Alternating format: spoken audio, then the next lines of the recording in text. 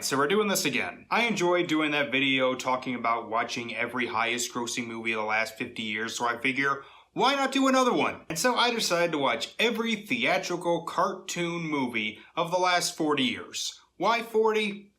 I don't know, there weren't that many released before the 80s anyway, so screw it. When I say cartoon movie, I don't mean the live action adaptations like the Scooby-Doo movies, or Garfield, or the Smurfs, or Yogi Bear, that stuff.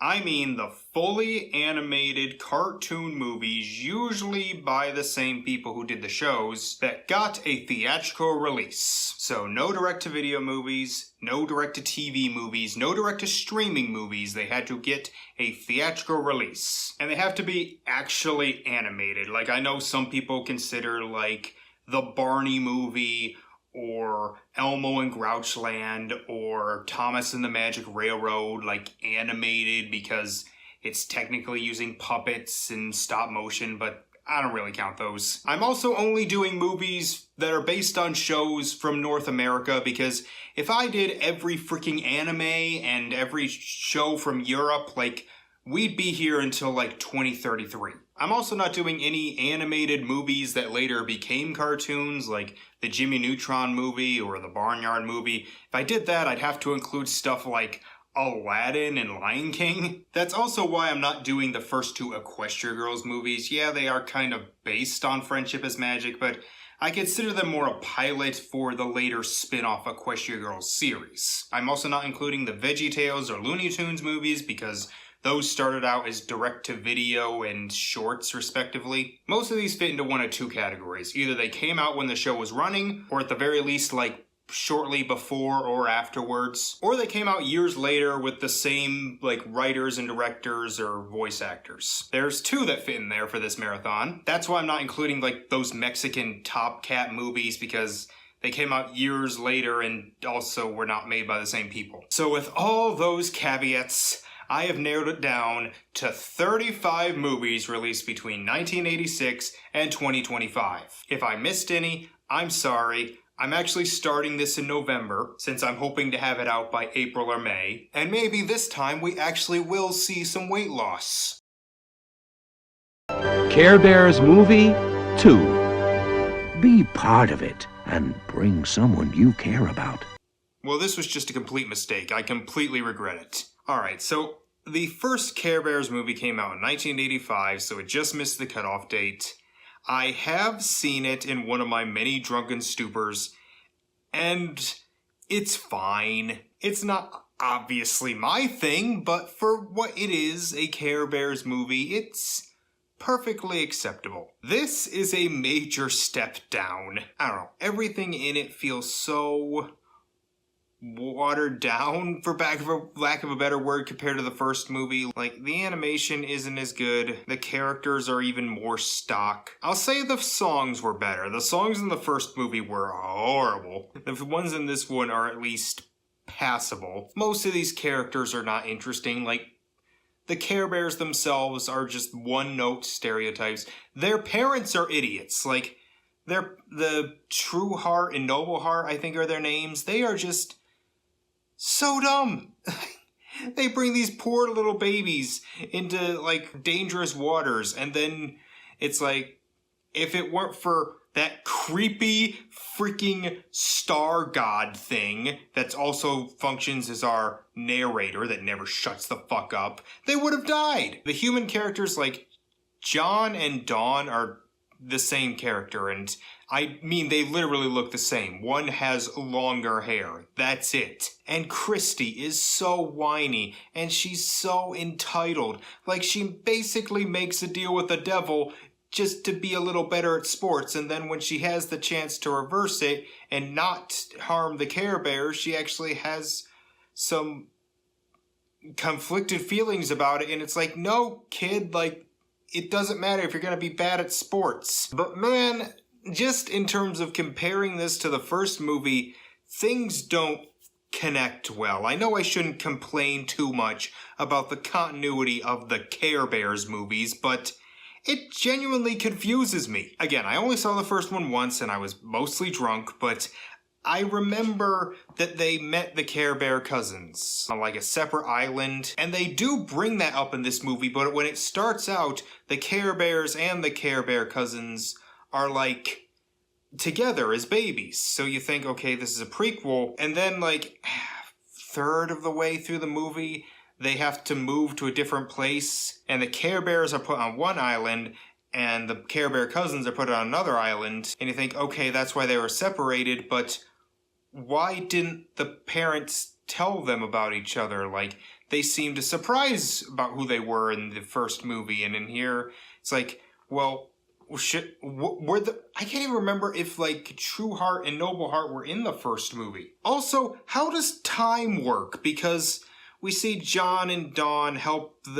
them when the Care Bears and cousins are babies, and then the Care Bears grow up and meet each other again. So this is after the first movie, but then Christy and John and Dawn and all the camp doesn't seem like it's past that much. Like, maybe a few weeks or something. Like, it does not seem like it's several years later. There is one thing about this movie that is genuinely great, and that is the villain Darkheart. The first movie also had a great villain, but this guy is just so much fun in how evil he is, and the voice actor is having a great time. Time for a game of disappearing bears. My favorite scene in the movie is when he's first trying to capture the Care Bears and the Care Bear cousins, like after they've grown up. He tells them to go play games and he's gonna capture them, and he just keeps missing and they keep accidentally torturing him, and then he's just like, leave me alone. The movie does have some like fun moments, like mostly unintentionally. There is one genius joke with Grumpy Bear, like where he's carrying this big loaf of bread. That was kind of funny. But one of my favorite parts is when one of the parents jumps from the stratosphere and just keeps falling and falling, and I'm like, are you gonna deploy that parachute you have? And then, like, just, like, mere, like 100 feet from the ground, a parachute comes out of the little thing in its stomach. And I'm like, okay. And then it pops and she falls the rest of the way. And it turns out that thing I thought was a parachute was actually a bag. And I do kind of like that Christy saved Darkheart, even though she knows she's evil, and she's like, well, you're still a person, good or bad, and it doesn't matter.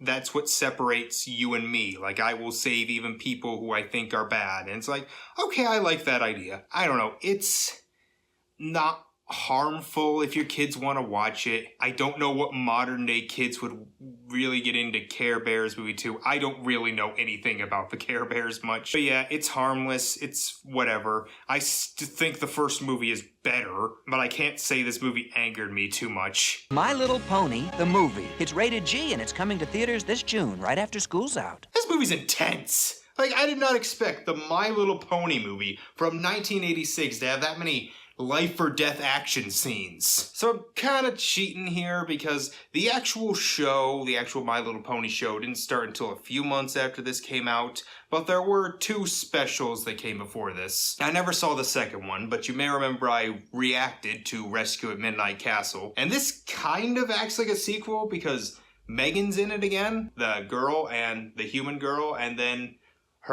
she also brings her brother and sister, Danny and Molly, I believe are their names, and I kind of did love those 2. I love their little sibling rivalry. Spike's also in this, and again, his voice is so goddamn annoying, especially when he sings. The songs in this movie aren't very good. I kind of liked the Smooth song. The songs in Rescue at Midnight Castle were pointless, but at least I remember them. And just like Rescue at Midnight Castle, this movie's pacing is very, very quick. There's a lot of shit that happens in this for an hour and 20-minute movie. And again, it just ends. Like, it's like, oh, thank you for helping us. Bye, My Little Pony, My Little Pony. The animation is kind of a mixed bag. Like, it does not look like it should have gone to theaters. This came out the same year as, like, Great Mouse Detective, and I know that's Disney, and this is like a freaking Marvel production, technically. I don't know. The backgrounds are nice. The backgrounds are pretty good. Character animation can sometimes be okay. Sometimes feels like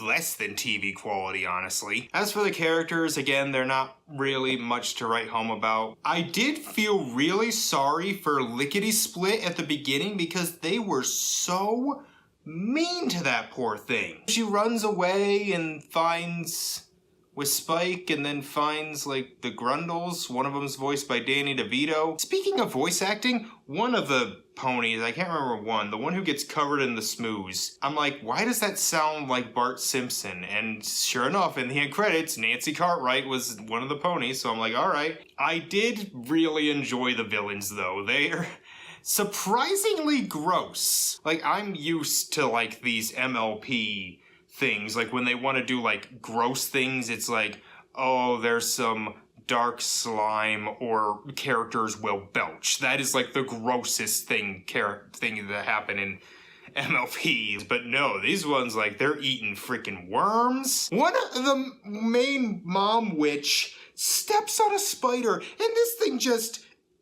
bursts blood like that you'd imagine a freaking cat would have. Don't ask me how I know that. Sometimes it gets a little weird, like they have to get this flume from this plant and like it's this sentient plant and it starts spanking one of them.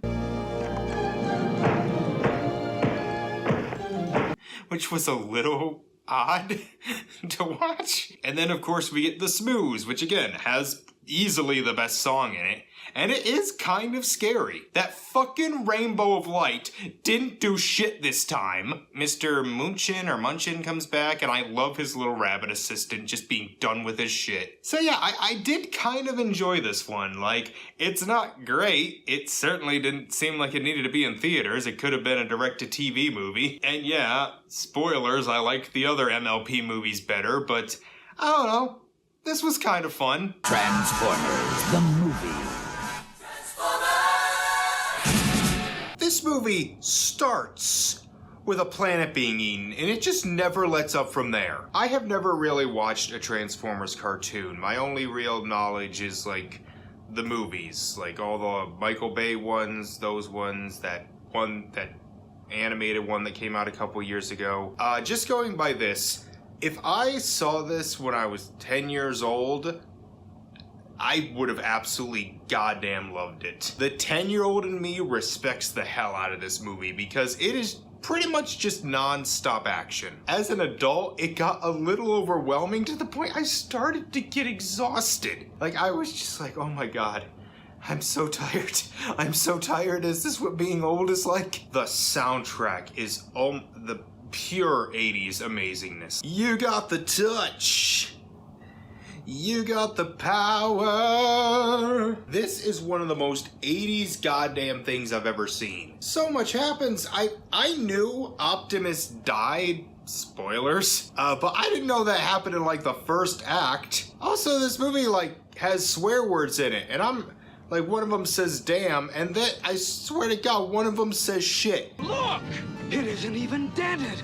Oh shit, what are we gonna do now? God damn, 80s. And it gets dark. Like, we already knew Optimus dies, but there is so much death in this. Like, near the end, we see inside Ultratron, I can't even remember their names. Like, I'm not very good with names. The big planet-eating monster thing. And they're just tossing these robots into this big purple goo. And you see them and they're melting and screaming, and I'm like, oh my god! I will say this, so far, this is like the movie that seems like it's like the biggest crowd pleaser for fans. Like, if you were watching the show when this came out and you went to see this, it would probably have blown your mind. Now, the characters, really not much to write home about. The plot, pretty much non-existent. Like, it's just stop big bad guy. The pacing, like I said, it's quick.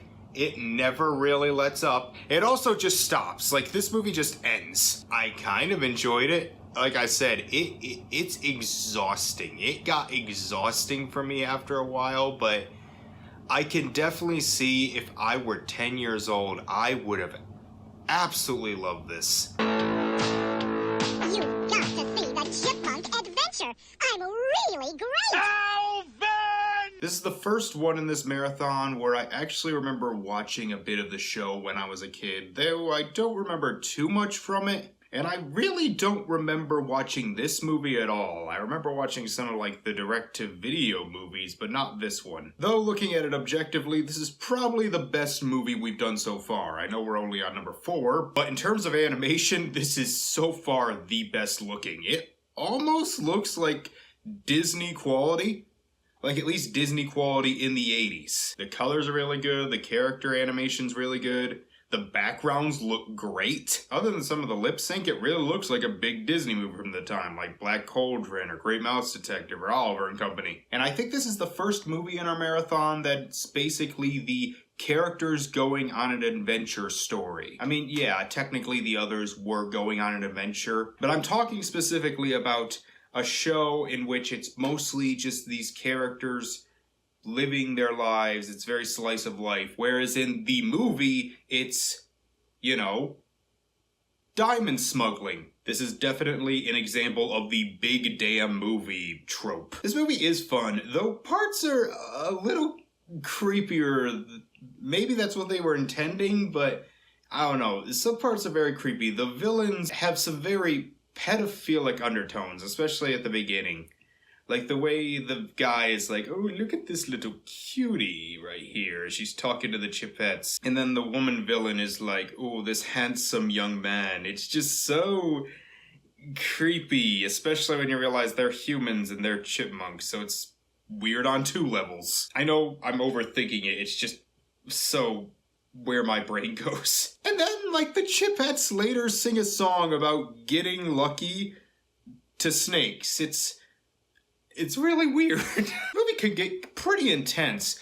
Brittany nearly gets eaten by a shark. The chipmunks are nearly burned alive and eaten by alligators. It does involve a lot of cultural stereotyping. They go to Mexico, fiesta. The Chipettes go to Egypt, kidnapped and nearly forced to be wife slaves. Go to Africa, and it's a bunch of people in loincloths treating Theodore as a god. But yeah, I had fun. I could see if you, liked the show when it was on and you went to see this, you really would get your money's worth. The Care Bear's Adventure in Wonderland. A classic adventure of a Care Bear kind.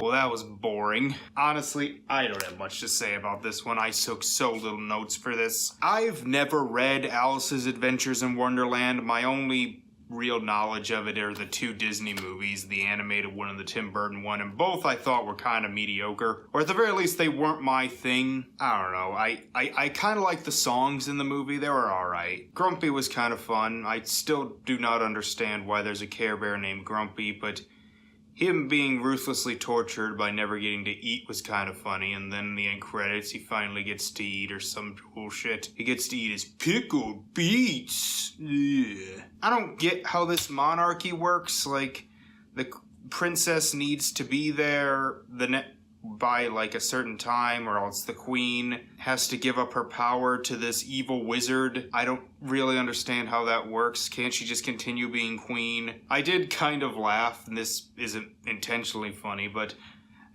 when they go to Wonderland, the mirror breaks, so they're split up. So if some of them have to find another way, well, the others are already in Wonderland. They have a little adventure and then meet up with each other. And then immediately afterwards, they split up again. This whole movie feels like a franchise running out of ideas. I guess it's a little better than the second one, but it's also more forgettable. This movie, I'm not gonna remember it. That's all I gotta say, I guess. It's time for Power Puppy! And the Legend of Big Paw. It's time. It's the week before Christmas, so I decided to wear this to be a little festive. I don't know anything about Puppies. I didn't watch the show that this movie's based on. Maybe it's a little confusing. I've heard it's not in this continuity, but whatever. Never played with the toys, didn't watch that reboot that aired on the Hub alongside Friendship is Magic. So this is probably the movie I went in knowing the least about. So with that said, this movie sucked. This was awful. This was fucking awful. I took like 2 full pages of notes for this damn thing, so let's just get into it. Probably my biggest problem, this is one of the most blatant examples of it's for kids, so who gives a shit about quality I've ever seen. Like, okay, I'm going to assume this movie is aiming for really young children, like in the same vein as the Care Bears movies. All 3 of those were better. So we're gonna make this as pandering and dumb as humanly possible, and as obvious as possible. The villain's name is McNasty. The plot, I don't know. Okay, like 1,000 years ago, King Arthur and his dog found Excalibur, and in the same rock as Excalibur was this thing called the Bone of Scone that gives off puppy power when taken out of the rock. Oh my god, I sound like a crazy person. And puppy power gives humans and animals, or at least pets, the ability to talk to each other. And it pissed off the Black Knight who wanted it, the evil Black Knight, who wasn't wearing any black. And so his descendant, McNasty, in the 1950s, tries to steal it back and turn puppies into evil puppies using his mean machine. And the only way to turn them back is to say, I love you, which works great because one of them, when they hear a bell, will just go into a trance where he starts saying, I love you, and start kissing random people. So turns him into a sexual assaulter.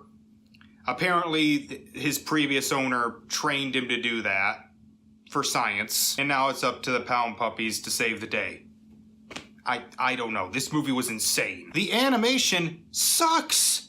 Like, at least the others, say what you will, and yes, they're dated, they at least had some decent animation. This looks awful. It's that thing like cheap 2D animation does. You know what I'm talking about.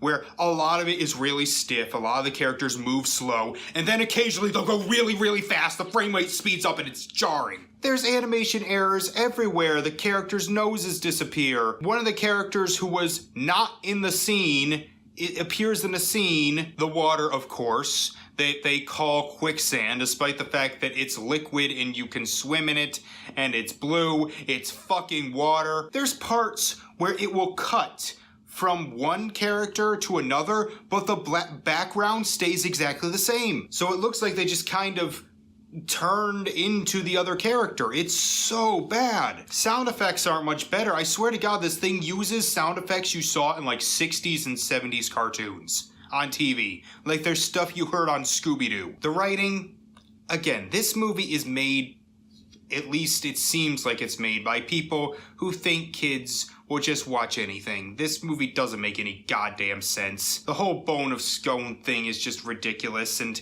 I guess the bone also gave the dogs like human lifespans because the framing device takes place in the 80s with Whopper, who's an adult now, talking about the 50s when he was a kid, so he's a 30-some-year-old dog. And no, it's not like he's like super, super, super old. He's supposed to be like 20s and 30s, something like that. There's a lot of ripping off 101 Dalmatians in this, right down to doing the Twilight Bark thing. The main villain has 2 henchmen, a fat guy and a skinny guy, and it's like, oh, it's just like Jasper and Horace. The writing itself is just fucking terrible. Like, the Whopper and Claudette, the mom dog, escape from McNasty after being captured. They meet up with the group, and then like 2 minutes later, they're captured again.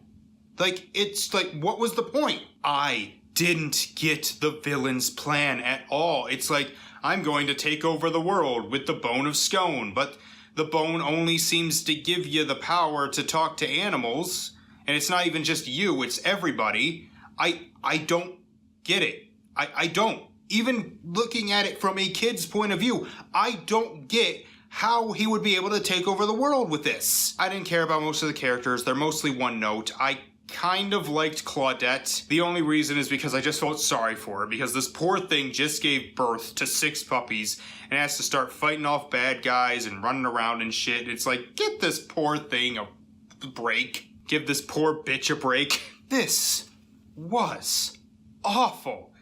I guess in positives, the songs were alright. They're basically rehashes of 50s pop songs, but, you know, they were kind of fun. I liked the first one a lot. Let's go to the pound. Puppies. Let's go to the pound. Thornberrys. Let's go to the pound. Puppies. Let's go to the pound. And I guess the voice acting was okay. It has some later on big names like B.J. Ward, Nancy Cartwright, Kathy Cavadini, who would later voice Blossom on Powerpuff Girls. McNasty is voiced by George Rose, who is like this, like, Tony Award-winning, like, stage guy. And this was apparently his last role. Oh my god. Oh my god. In terms of theatrically animated movies, this is one of the worst I've ever seen. Like, this is horrifically pathetic. If I were a parent... No, if I were under the age of 5 watching this in a theater in 1988, I would have been embarrassed. This sucked. Babar the Movie, coming soon to a theater near you. Alright, I think I watched Babar a little bit when I was a kid, and not nearly as much as something like Franklin. I don't know. I don't have anything to say about this. It's alright. It does its job, I guess.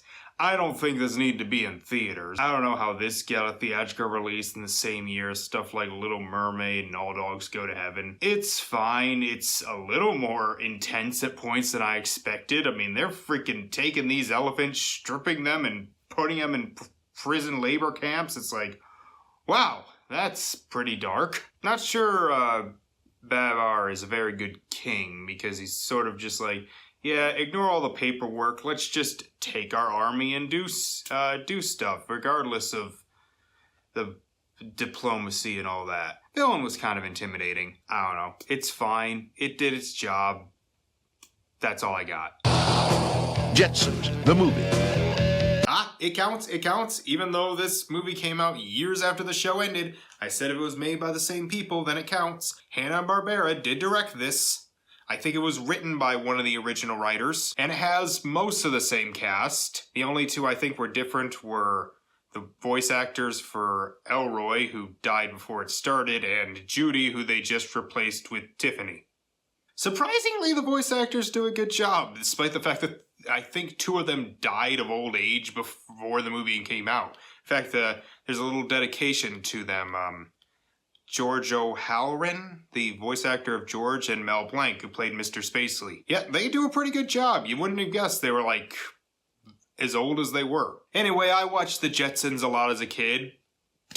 I have not gone back to watch it in years. I liked a lot of the future tech, and I liked a lot of, like, the side characters that weren't, like, the 4 main family members. I liked Rosie, the robot maid. I liked Astro the dog, even if he's just beta Scooby-Doo. And I love Mr. Spacely. Why does he have a Hitler mustache? I just noticed that this time. So anyway, this movie is, it's alright. It's fine. It's a Jetsons movie. It does its job of being a Jetsons movie. I don't know if it really deserved to be in theaters. The animation is better than like direct-to-TV or even direct-to-video of the time, but definitely quite not up to the theatrical experience, even in 1990. I'm trying not to compare it to like the big ones like Disney. There's some ambitious CGI in this movie that might have looked good for the time, but has not aged well. The plot's okay. It's basically just one of those, oh, dad has a new job and has to move away, and we're all upset about it, and we get there, and we're making new friends and new adventures and all that. As you know, I'm not a big fan of the whole workaholic dad cliche, and that's in this movie. Like, he misses Elroy's game, and they're like, George, you'd never have time for us anymore. And it's like, he's starting a new job as vice president. But as far as using that cliche, it was like early on when they were doing that, so I allow a little leeway, and it's not the worst I've ever seen. Everyone kinda gets a subplot, like Elroy makes a new robot friend and goes on their Astro Ball or Space Ball or whatever it was called, which he loses the game because the robot boy cheated. Like, I feel this is very unfair playing against robots. Judy's subplot was probably the one that annoyed me the most because she's just so whiny. She gets this date with this pop star and then they have to move and she's like, oh, well, you bastard, I'll never trust boys again. And it's like, you left. Like, you left. I know it's not your fault, but you still left. And then she immediately falls in love with this other boy. And every scene with them is just an excuse to have a music video. The music in this movie is very 80s, even though this came out in 1990. There's a rap number. There's a goddamn rap number with George and a robot rapping. That said, the songs are actually pretty catchy. I enjoyed them quite a bit. And I actually laughed more than I thought I would. There is a scene, one of them there's a part at the end where George breaks the fourth wall and gives a face to the audience.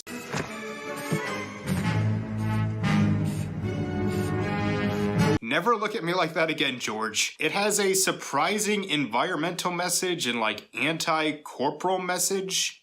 And I like that they end up by compromising rather than just completely give up on the plant. The Jetsons apparently is set in the 2060s, and apparently malls make a big comeback in the 2060s. Cell phones don't exist. And one thing I'll mention that as someone who watched the show, when George and Astro get on their little treadmill thing, he's like, get me off this crazy thing. And I'm like, that's not how the line goes. It's Jane, stop this crazy thing. And that just completely ruined it. Fuck this movie. Nah, I'm kidding. This movie's fine. It's fine. I don't really feel the need to watch it again. I'm pretty sure it did not need a theatrical release, but it's fine. Ducktales the Movie, Treasure of the Lost Lamp. Okay, so apparently Disney made Aladdin 2 years earlier. Who knew? I've never seen the original DuckTales. I've watched the reboot, of course, and I love it, but never really watched the original. So I don't know if this movie is like a great representation of that show, but it was a very fun one. I actually really enjoyed this. It does have some limitations at the time, but it was a very fun movie. I didn't even really take that many notes for this one. I was just kind of invested in the story. I was having fun. I was laughing. I gasped a few times. Like there's a part where Scrooge is taking the lamp to his boat for safety, and he trips over something and drops the lamp, and then one of the bad guys finds it, and I was literally like, and one part where Scrooge and another bad guy are reaching for the lamp and the bad guy gets it, and I actually went, oh no! The main villain is Christopher Lloyd, and he is legitimately kind of intimidating. Rip Taylor plays the genie, and I think this was a couple of years before he was in that crappy Tom and Jerry movie. Yeah, like I said, I don't have much to say about this one. It's just very fun. I guess there's 3 things that maybe didn't work so well. First one, just like that Weasel character, Dijon or whatever his name was, he's a bit dated. Like, he's a bit of a racial stereotype, has that accent, and I'm pretty sure it was voiced by a white guy. But the only 2, like, legit kind of writing problems were Huey, Dewey, and Louie are so boring. They're the same character. I know I'm spoiled by the reboot, and I've heard this complaint from people who really do enjoy the original show. But Huey, Dewey, and Louie are just the same character. And the whole plot does kind of feel like 3 episodes of a show, like, connected. You can even see the parts where it fades out for commercials. But besides that, this was very fun. I really enjoyed this one. Batman, Mask of the Phantasm, the animated movie. Coming for a Christmas you'll never forget. Batman the Animated Series is one of those shows that I watched as a kid, but I have just never been able to get to watch it when I'm an adult. I remember I even had like the DVDs of like the first 2 seasons, but I never watched them and eventually gave them up for laundry money. Anyway, this movie's really, really good. Like, really good. Definitely not only one of the best Batman movies I've seen, but better than the 2 live-action movies that were rated PG-13 that came after it. I even argue it might be better than Batman Returns, and at least maybe on par with the '89 one. Again, I really didn't take that many notes, because I was just kind of engrossed by it. The animation is definitely lower budget than other animated films at the time, but it's so stylized. It got great lighting and great shadows, great angles. It just looks so good. The music is amazing in this. This was I believe it was done by Shirley Walker, who would later go on to do the first 3 Final Destination movies, and she unfortunately passed away shortly after the 3rd movie came out, and I really think she could have been like one of the greats. Like, she was really good. The movie was interesting, it was fun. The action scenes aren't like the most elaborate you'll ever see, but they are suspenseful. I did kind of have a problem with some of the editing, like we kept going back to like the past and the present, past and present, and it wouldn't be so big a problem except Bruce and Andrea don't look that much different from when they're supposed to be, I'm guessing, early to mid-30s and like college kids. So it got a little confusing. The only time I could tell we're in the past or the present is by like Alfred's hair. Is it black or white? Joker's great as always. It's, again, a very mature movie for like a PG. Like, it has its funny moments, but it is very serious. There's death, we see corpses, and it has a very bittersweet ending. Spoiler alert, but Andrea could have just had a very good life with Bruce, but she gives it up in her need for revenge. And that's interesting. I don't even know what else I got. This was a very good movie. I had seen it a few years ago. Like, even when I watched it on HBO Max, it said, "Do you want to resume?" from the end credits. And I remember it being good, but rewatching it now, I'm like, that was really, really good. I don't think I've really seen any of the other, like, animated Batman, so I can't say how it stacks up to them, but this was a great movie. A Goofy movie. Goofy kills a mime in this. I don't think we bring that up enough, that Goofy committed a manslaughter. So I don't know if I'm cheating here. This is based off Goof Troop, but came out a few years after it ended. But then again, it also like grows the characters with it. Max was a kid in the show and more a teenager in this. I've seen some episodes of Goof Troop, but not in a long time and not very many. This film seems to be a very nostalgic film for a lot of like millennials and even Gen Z, like people my age. And yet, believe it or not, I didn't see it, at least in full, until I was in my late 20s. I've seen an extremely goofy movie a lot when I was a kid because they played it on Disney Channel all the time. But this original film, nope, do not have like any nostalgia for it. With that said, this movie's really good. Like, this is a really good movie. I see why it's so popular. It got like a documentary about it last year. I haven't seen that yet, but yeah, I can see why. It is so likable. This is a very likable movie. This is one of the most 90s things I've ever seen. It is drenched in that 90s attitude, too cool for school shit. And that should date it ridiculously, but it kinda gives it charm. It's just so into it, but it still has a lot of like moments and themes in it that are pretty universal even with kids today. Like, wanting to get the girl, wanting to be cool, being embarrassed by your parents. It actually has a lot of cliches I don't like the liar revealed, having embarrassing parents, getting all stuttery and stuff when you're talking to the girl you like. It has a lot of those cliches, but it just executes them in a way that's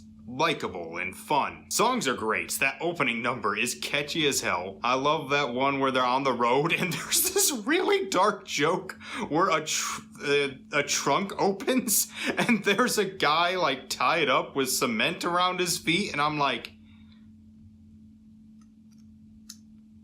is he about to die? I laughed a decent amount, but really what makes the movie work is just the emotions. It's a really good father-son movie. And you can understand both perspectives. I'm not a father, but I understand Goofy's play of wanting to be part of his son's life even though he's growing up. And he is a really good dad, but he is also trying to bond with him only through stuff that he likes. And once he starts letting Max choose things he wants to do, like go to amusement parks or stuff like that, that's when they really start to bond. And then Max also compromises by having them go to the world's biggest ball of yarn and stuff like that. It's about compromise, and I really like that. I think they convey that really well. I am kind of sad I didn't watch this until I was like 28 or 9 or whatever. It's just so damn charming. Like, I really wish I did grow up with it, but hey, at least I can watch it now knowing it is a real good hidden gem. Well, hidden gem. Like,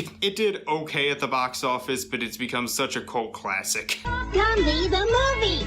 It's cool, man. Holy Toledo, I am definitely cheating on this one. This movie, I think, if I read right, got a very small theatrical release, like very, very, very limited. And it was made by the Cloakies, the people who did the original Gumby series, even though it's like 30 years after the fact. But given that small theatrical release, I didn't know if I should do it, but when the hell am I ever gonna get to talk about Gumby? Especially since this movie is one of my most nostalgic. I had the VHS and watched it all the time. Of course, once the VCR got put away, I didn't see this for a while, although I have seen it twice between like childhood and now.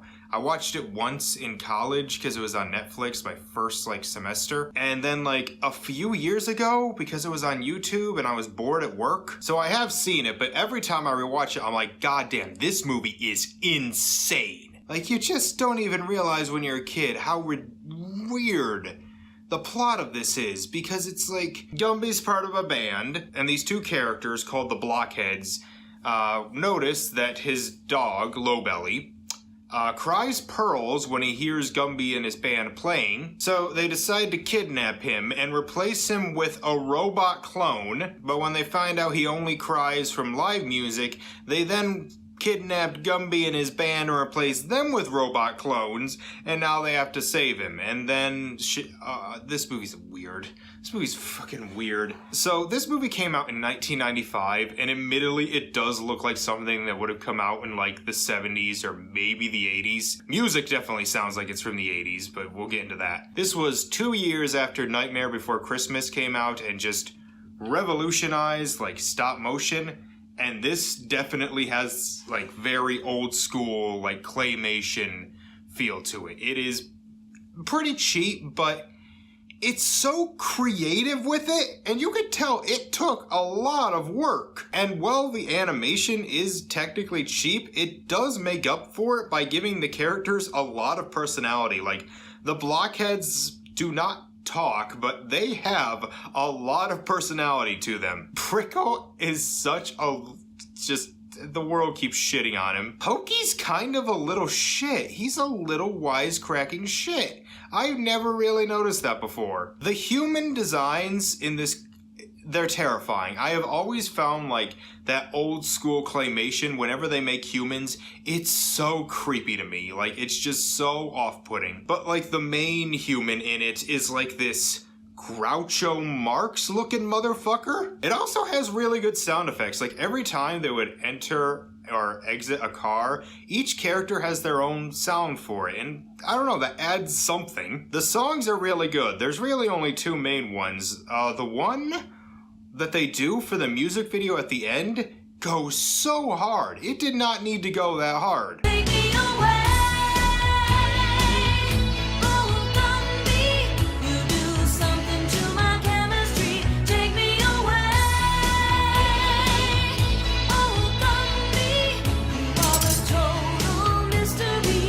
And then there's one during the end credits that again is really catchy, and it's like, yeah, they both sound like they're from like the mid 80s when this is 1995, but they're still really catchy. And I was so invested in those credits that I watched the whole thing and saw that John R. Dilworth, the creator of Courage the Cowardly Dog, was an animation consultant on this. This movie obviously did not do well at the box office, and even critical reception was pretty bad.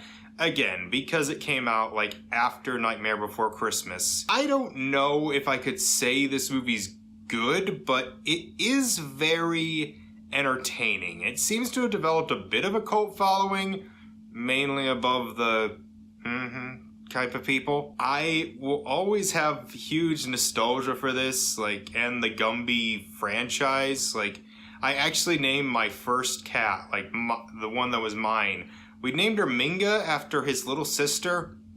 I don't know why I named her that, because she was a black cat and Minga's pink in this thing. This is on YouTube, and I would recommend checking this out, whether you're a fan of Gumby or not, because it's just so odd, and it's not even like an hour 20. It's pretty short. Yeah, I recommend you check this out at least once, and if you're nostalgic for it like me, yeah, it's definitely more interesting watching as an adult. Beavis and Butthead do America. I extend my deepest thanks.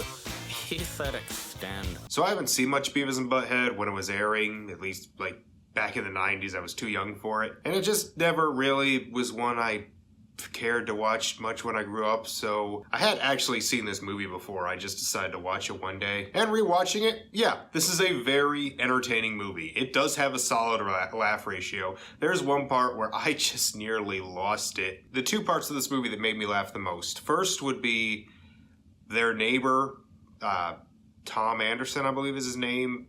The guy who sounds like Hank Hill. I love the fact that he is tortured through this. Technically, he doesn't do anything wrong, at least in this movie. I don't know if he's like a bad guy in the show. But just the fact that he constantly gets shit on in this.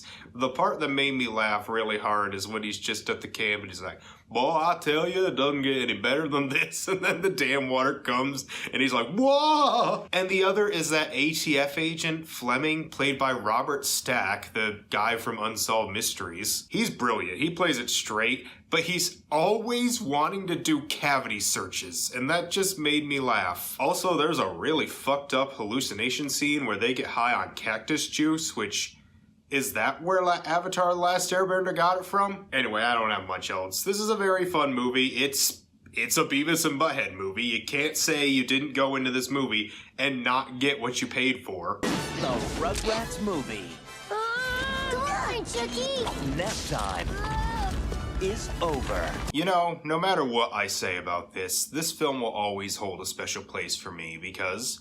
I've said this before, this is the first film I remember actually seeing in a movie theater. My dad says my first big screen experience is he took me to see Twister at a drive-in, and my mom said my first movie theater experience was a re-release of 101 Dalmatians a few months later, I guess to coincide with the release of the remake. I obviously don't remember either of those because I was 3, and I don't remember any in 97, so this was the first time I remember going to the theater, going inside, lights coming down, they started to play that theme song, and when Tommy squirts the milk out, it just blares that freaking music. Kinda scared me a little bit. So this movie has a lot of nostalgia for me. I watched it a lot as a kid, and you know, I had fun. I still had fun watching this. I am not going to pretend this is a masterpiece, but I don't know. It's a Rugrats movie. It does its job. It even does something where it brings in a new element that was later carried on in the show, Dill. If you didn't see this movie, then when he showed up later on, you'd be like, who the hell is this? The animation's really good. Like, this movie is like, we're gonna earn our theatrical release because, my God, comparing this to the show is like comparing the Mona Lisa to that macaroni sculpture from Kids Next Door. And while it has a lot of regular voice actors, the voice actors from the show, it does have a fair amount of guest stars, like David Spade and Whoopi Goldberg are like the park rangers. Tim Curry is the reporter. Freaking Busta Rhymes is the voice of the Reptar car, which that thing is awesome. I want that now. Not when I was a kid, now. I want it. There's a fair amount of laughs. I like when Stu's like, oh, we're never gonna find the babies with this jerk in front of us, and it's like the babies are right there, but he doesn't see them. A lot of the jokes revolving around the adults are actually very funny. Excuse me, bro, my tax deductions are crying. You can't deduct them if you don't have any income. The arc with Stu and Drew is actually pretty good. Like, you kind of see why Drew acts hostile to him as he does. Especially when he loses his kid. I think my favorite joke is the Pearl Harbor joke. I can't believe you left them with your father. The man slept through Pearl Harbor, for heaven's sakes. I sounded the alarm as soon as I could. So Grandpa Lou let people die. Like that, I think we need to come to terms with that. Grandpa Lou technically let a lot of people die. There are some heartwarming moments and some sad moments. I actually kind of got a little teary-eyed when they were sad because they thought Spike was dead. And yeah, I know that he's not, but I did feel bad for them. It was really sad. I guess in terms of, like, if you haven't seen the show, like, it does rely on you, like, knowing some stuff and, like, caring about them. Like, if you don't know the connection with Spike and the kids, you really probably wouldn't feel that much. It'd just be like, what, the dog? I'm supposed to care that much about the dog? There's some pacing issues, like, it does rush through a lot. Like, when I was a kid, I swear I thought this movie took place over, like, several days, and then I'm watching, I'm like, no, they, like, they leave in the morning and they end right before sunset, right around sunset. Like, this is a very short time period. It also didn't need to be a musical. Like, I don't know why this is a musical. Like, some of the songs are alright, but the Rugrats shouldn't be allowed to sing. Like, I'm sorry, it just is. I know I'm not the only one who thinks that. The actresses, God bless them, they're trying, but they have to do baby voices and to try to sing, and that's hard. And I guess there are some parts that are just weird, like there's monkeys.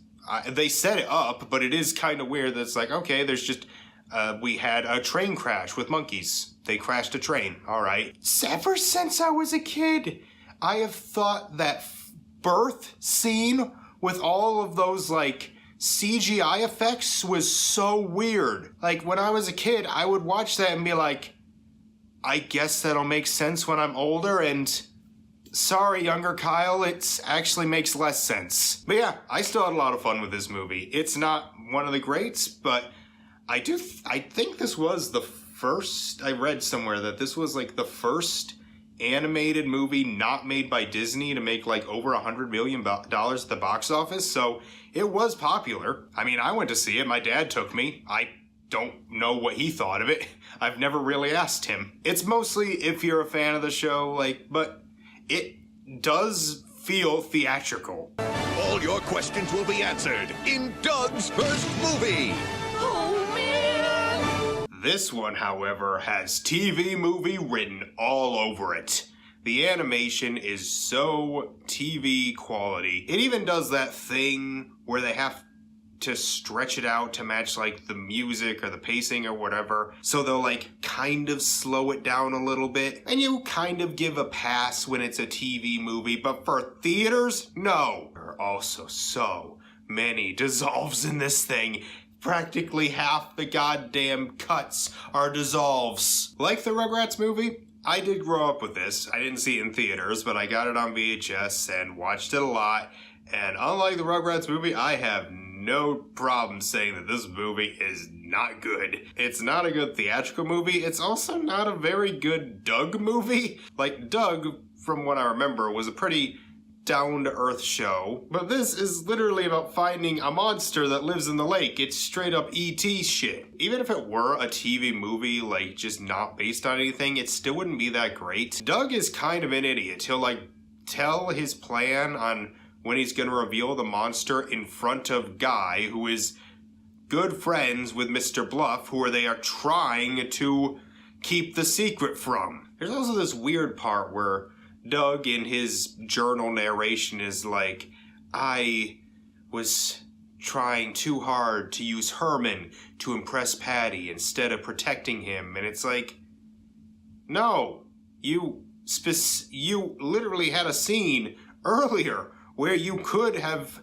revealed him to the world in front of Patty herself, but you didn't because you realized it was all set up and it would get him hurt. So yeah, it's not a very good Doug movie, it's not a very good standalone movie, and it's a really shitty theatrical animated movie. But with all that said, I do think this is kind of so bad it's good. This movie is pretty funny if you watch it with that mindset. I laughed pretty hard several times. There will just be some weird moments that I don't understand why they're there, like the freaking steering wheel scene. 6 tater. One tater, 2 tater, 3 tater. What the? Hey! Don't touch that. And then we move on. Roger is afraid of the monster and that it might have made friends with Skeeter, so he gets a bunch of the nerds to come around and is like, I want you to build a giant robot. And they do build a robot, but it's a pretty average sized one, and he's like, it's supposed to be giant. So they pull out a shrink ray and shrink him, and he's like, you idiots, change me back, change me back. And that robot, oh my god, that robot is my favorite character. I love that thing. I felt so bad for it when it gets shot with like these lasers at the end. And it's like, Roger, take this. Roger. They call the monster Herman Melville, which, okay, would be fine. But the way they describe it, it's like he picks up a book and is like, licks it, and it's like, no, don't eat that. Look at him, he's trying to eat Herman Melville. And it's like, the book's not called Herman Melville, it's called Moby Dick. Like, even on the cover, it says Moby Dick. No, you don't refer to a book by the author. I think the only reason they called him that was so they could, when they dress him up as a girl, so they could take him to school for some reason. I don't they just leave him at the mayor's house? But they, like, his name is Hermione. And I'm like, okay, that's a little weird, but every other time they say it, they straight up call her Hermione. Like, just straight up, we'll call her Hermione. Now, to be fair, before the Goblet of Fire book, which came out after this, people did not know how to pronounce that. But I'm still saying they just wanted to cash in on the Harry Potter craze. So yeah, if you want a perfect bad movie, there are better ones, but I did laugh quite a bit in this. One interesting thing, this movie, it takes place around Valentine's Day. They're doing a Valentine's Day dance, and I'm actually watching it on Valentine's Day. South Park, bigger, longer, and uncut. Tell him we'll have punch and pie. We're not gonna have punch and pie. My bill will come if they think we have punch and pie. Ooh. We've got to see this movie, dude. There's a point in this movie where they shoot Bill Gates.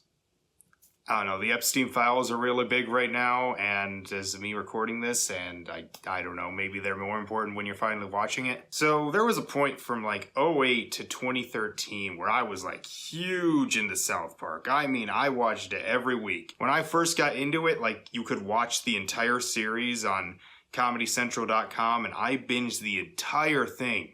And this is before I had a laptop, so I had to do it, like, on my family's computer. I don't know why I stopped watching. I guess I just kind of had too much other stuff to worry about. I haven't seen, like, any new episodes since, like, 2013. But I do remember watching this during my binge of it, and I remember liking it fine, and yeah, I like this movie fine. It's a consistently good movie. I don't think it ever gets great. I don't think it's ever bad. It's just consistently good. It would give me a consistent amount of good laughs. It's got an insane story about going to war with Canada, which, I don't know, might happen soon. I'm not sure. And I forgot how good the songs were. Blame Canada. What would Brian Boitano do? Kyle's mom is a bitch.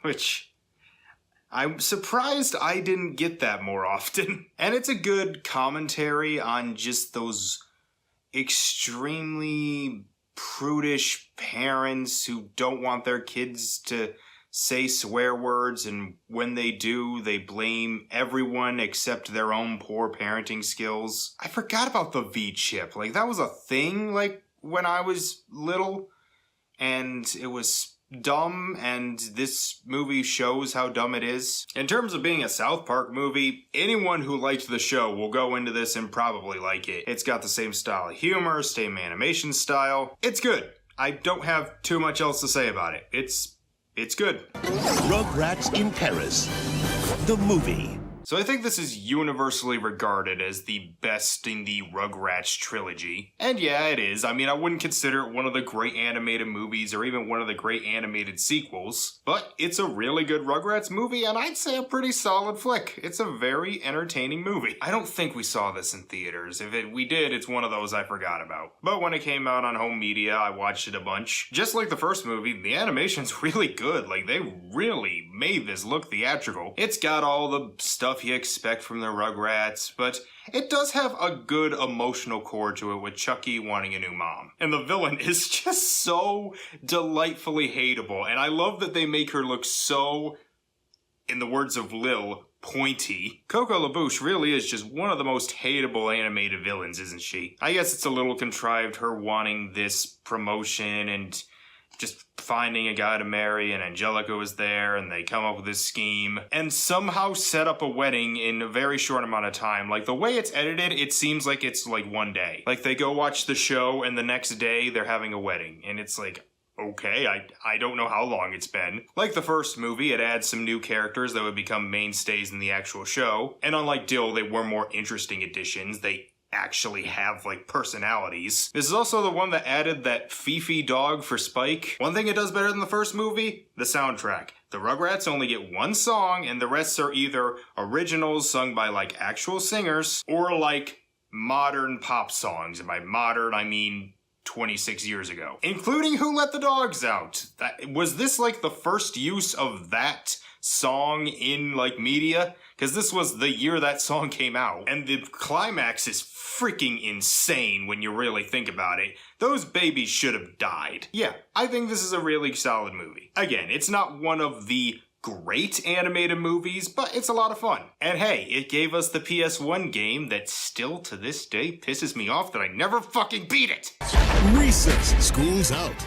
Saw this one in theaters. It's probably one of the last ones of that, what I'm gonna call the pre-Potter theatrical experiences. Films I saw in a movie theater before I started going regularly to see, you know, like the Harry Potter movies, the later Star Wars prequels, stuff like that, when I would actually go to the theater more often. This is when it was really special. I think I saw it with my cousins, and I remember enjoying it, so I do have a lot of nostalgia for this, but I will say right up front, this didn't need to be in theaters, like, at all. The animation isn't bad, except for the CGI. The CGI integration, it is terrible, but the actual animation is fine for a direct-to-TV movie. Maybe even direct-to-video quality, but definitely not on the level of other movies that were coming out in 2001. Though if I didn't check, I think this did get solid reviews from critics, and I think it did okay at the box office. I can't remember. So I cannot say this is a great movie. I will, however, say it's a great kids movie, and I mean that in the good ways. I don't mean that adults can't enjoy it. I mean it's just a great movie for kid empowerment, for kids to enjoy. It gets in that childlike mindset, where stuff like recess and summer vacation just feel like big events. We all remember those. And we have those fears about growing up. I do like that they had that stuff in the movie, where Tej and his friends are worried about getting older, and maybe they won't have many childhood memories left to just be kids. It's not focused on too much, but it is there. I always forget that Melissa Joan Hart played TJ's sister. Like, I don't think she was ever actually in the show itself. I think it was just in this movie she existed. The plot is kind of just insane, because the show, it could sometimes be a little out there, but it was mostly down to earth. Like, yeah, everything's kind of exaggerated, but it didn't get science fiction-y, at least not that I remember. This movie's about a guy planning to move the moon out of orbit to make a new ice age, just to help boost test scores. And you know, I was thinking while I was watching this was around the time, like, No Child Left Behind was becoming, like, a thing, which, as we all know, was an absolute disaster. Like, kids today are not doing as good as they were 25 years ago. So maybe this was their attempt to show, no, you need, like, the stuff like recess. You need stuff where kids can express themselves. You can't just do studying and stuff like that. I don't know, maybe that was their idea. I do kind of like the villain. James Woods is fun as him, and he is kind of the representation of that boomer who sold out the hippie lifestyle. Like, we all know the boomers now, at least the ones in charge, just completely sold out. And he's the one who clearly didn't even believe in it to begin with. He was just always a dick. As a recess movie, it's pretty good. It has the 6 main characters, it brings in a lot of the other ones to do stuff at the end. Although, I remember there was an episode where someone, like, got rid of recess and it showed that it wasn't very good, so this just kind of feels like an extended version of that. So as a recess movie, it is very good. As a movie, again, I don't think it belonged in theaters, and my nostalgia is doing a lot of heavy lifting, but it does a good job in being a kid's adventure. Hey Arnold, the movie. Okay, this one is weird. First off, let me just say, this did not earn a theatrical release at all. The animation is fine, but again, it's TV quality. Like, it's a little higher than the show, but not by a whole lot. But I mean, it's weird because with most of these, they work better as adaptations of their shows rather than standalone movies. It seems the people who would be most likely to like the movies are people who have watched the shows. You know, the whole made for the fans thing. This one's kind of actually the opposite. What I mean by that is if I just saw this on TV, like story about some kid saving his neighborhood from this evil corporation, I'd watch it and be like, yeah, that was fine. But watching it as a Hey Arnold fan, it's kind of disappointing. I do actually own this thing on DVD, but it's not one I go back and watch a lot. Two things about the show that don't really translate to this movie. One, the point of the show, really, is just normal kids having adventures, like adventures around the city. Like, I think that is the true heart of the show. It's just being a kid. Whereas this is about saving the neighborhood from evil corporate monster. And the other thing, and this is actually going to be brought up in a few other of these movies, the show had a very wide ensemble of characters. Yes, it's called Hey Arnold, and he is the main character, but the show had a huge cast of characters that sometimes episodes would pretty much focus solely on Sid, or Stinky, or Harold, or Rhonda, or Phoebe. Phoebe is Helga's best friend, and she is barely in this thing, like she's like in a scene or two. This movie only focuses on Arnold, Gerald, and Helga, and some of the boarders get a little bit of a subplot. I got this freaking poster, like, what is this? Phoebe does not wear yellow, she always wears blue. She always has a blue sweater. Again, these two, barely in it. Harold, barely in it. Stinky has a small cameo. Who the fuck wants to remember Iggy? Also, I don't know if this is just my copy, but the colors in this thing do not look very good. They look really saturated. I guess if the show is about, like, this neighborhood of people, like, having it be about saving the neighborhood is good, but again, we don't get a lot of those characters. Also, this isn't really a thing with the movie itself, but I swear, there was a promo they aired on TV where they just spoil that Helga will reveal that she likes Arnold in the movie, but by the end, she's just like, oh no, I was just caught in the moment. I actually hate you. Okay, do I hate this movie? No. I enjoy most of it. Some of it, a lot of it's probably nostalgia, but there are things I like. Grandma and Grandpa are still great. That's why we eat American tomatoes, Arnold. Although I had one the other day, came from Chile. Very juicy. Grandpa, did that actually happen? Of course it happened. I sliced it up and put it in a sandwich. No, don't you see? This is our answer. Yes! Yes, Arnold!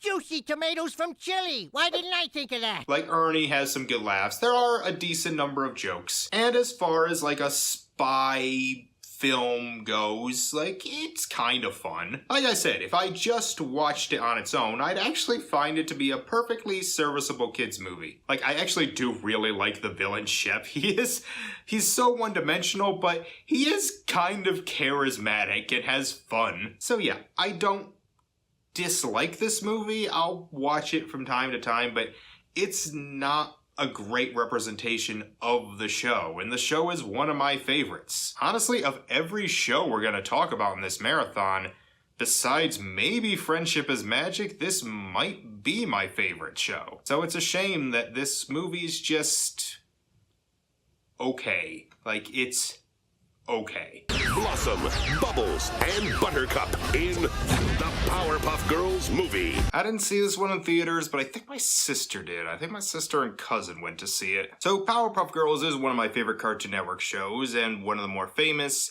and this movie is very fun. It's a very insanely likable, fun movie. And I think that's the basic gist. I think everyone agrees it's not a masterpiece, but we all kind of have a soft spot for it. Even though it is a prequel, so you kind of know exactly what's going to happen. Okay, maybe not, you may not guess that this movie's going to have a climax with a bunch of genetically intelligent monkeys trying to take over the town, but, you know, during this, like, late 90s to mid-2000s time of trying to put, like, their cartoons in theaters for their big damn movie, This was Cartoon Network's only attempt. Disney did it a few times, Nick did it a few times, but Cartoon Network only did this probably because it did not do well at all. This movie made like 16 million on an 11 million budget. It actually got okay reviews, much better than like the Hey Arnold movie did. And you can see why. This is a good Powerpuff Girls movie. And even if you haven't seen it, you can get the gist of it. It does have some fun action. The animation style might not like fully convert well to the big screen. Again, I didn't see it on the big screen, but even watching it on a small screen, like the more high budget free backgrounds and stuff doesn't really fit with like the very stylized 2D characters. Like it seems they were perfectly designed to fit into a TV budget. We'll say the very beginning is pretty rushed. Like it only takes about 5 minutes for the girls to be created and for him to realize that they have superpowers. And he kind of just accepts it very quickly, like, oh, not only did I create life, I created life with, like, godlike powers. In fact, this movie is insanely short. Without credits, it doesn't even hit 70 minutes. It is a very fast-paced movie, but I always forget how many quiet parts there are. And parts that are really sad. I think most people who see this remember the part where Blossom looks at Earth while they're on that metal meteor, and she starts tearing up and just puts her palms in her face. And it's like legit really sad. I absolutely love the part where they're playing tag. It's a perfect representation that, yeah, they have god powers, but they're still kids. They're just playing a game, just causing all this destruction. And apparently that caused some controversy because this was released less than a year after 9/11. So to have all of these like buildings being destroyed apparently caused some backlash. In fact, this movie apparently got like some pushback by not just critics and fans, but even the creator, Craig McCracken, said it was maybe a little too dark, and I don't know, maybe I'm just more used to it, but it does not seem that dark, like even for the time. Like it has some sad moments and some intense scenes, but it's not like that dark. I love that part when they're on the asteroid and they can hear all the townspeople screaming because of the primates, and they're just trying to avoid it and block it out. But the second they hear the professor say a grunt of pain, they immediately head back. That's really sweet. And this is like the only film in the post-Rugrats movie era of these films where there are no celebrity voices, like at all. It is all the actors from the show. Maybe that's why it didn't do so well and why they continue to put like Emily Blunt and Will Arnett and all these other celebrities into their movies to maybe get some more people to see it. I like this movie. It's fun. It's not like one I go back to a ton, especially since it's very hard to find. It is not on streaming. You have to buy the DVD right now or find it a different way. But as like an origin story for the show, it's pretty good. The Wild Thornberrys Movie. Donnie, this is no time for the wedgie dance. Wow. This movie's a whole heaping load of good.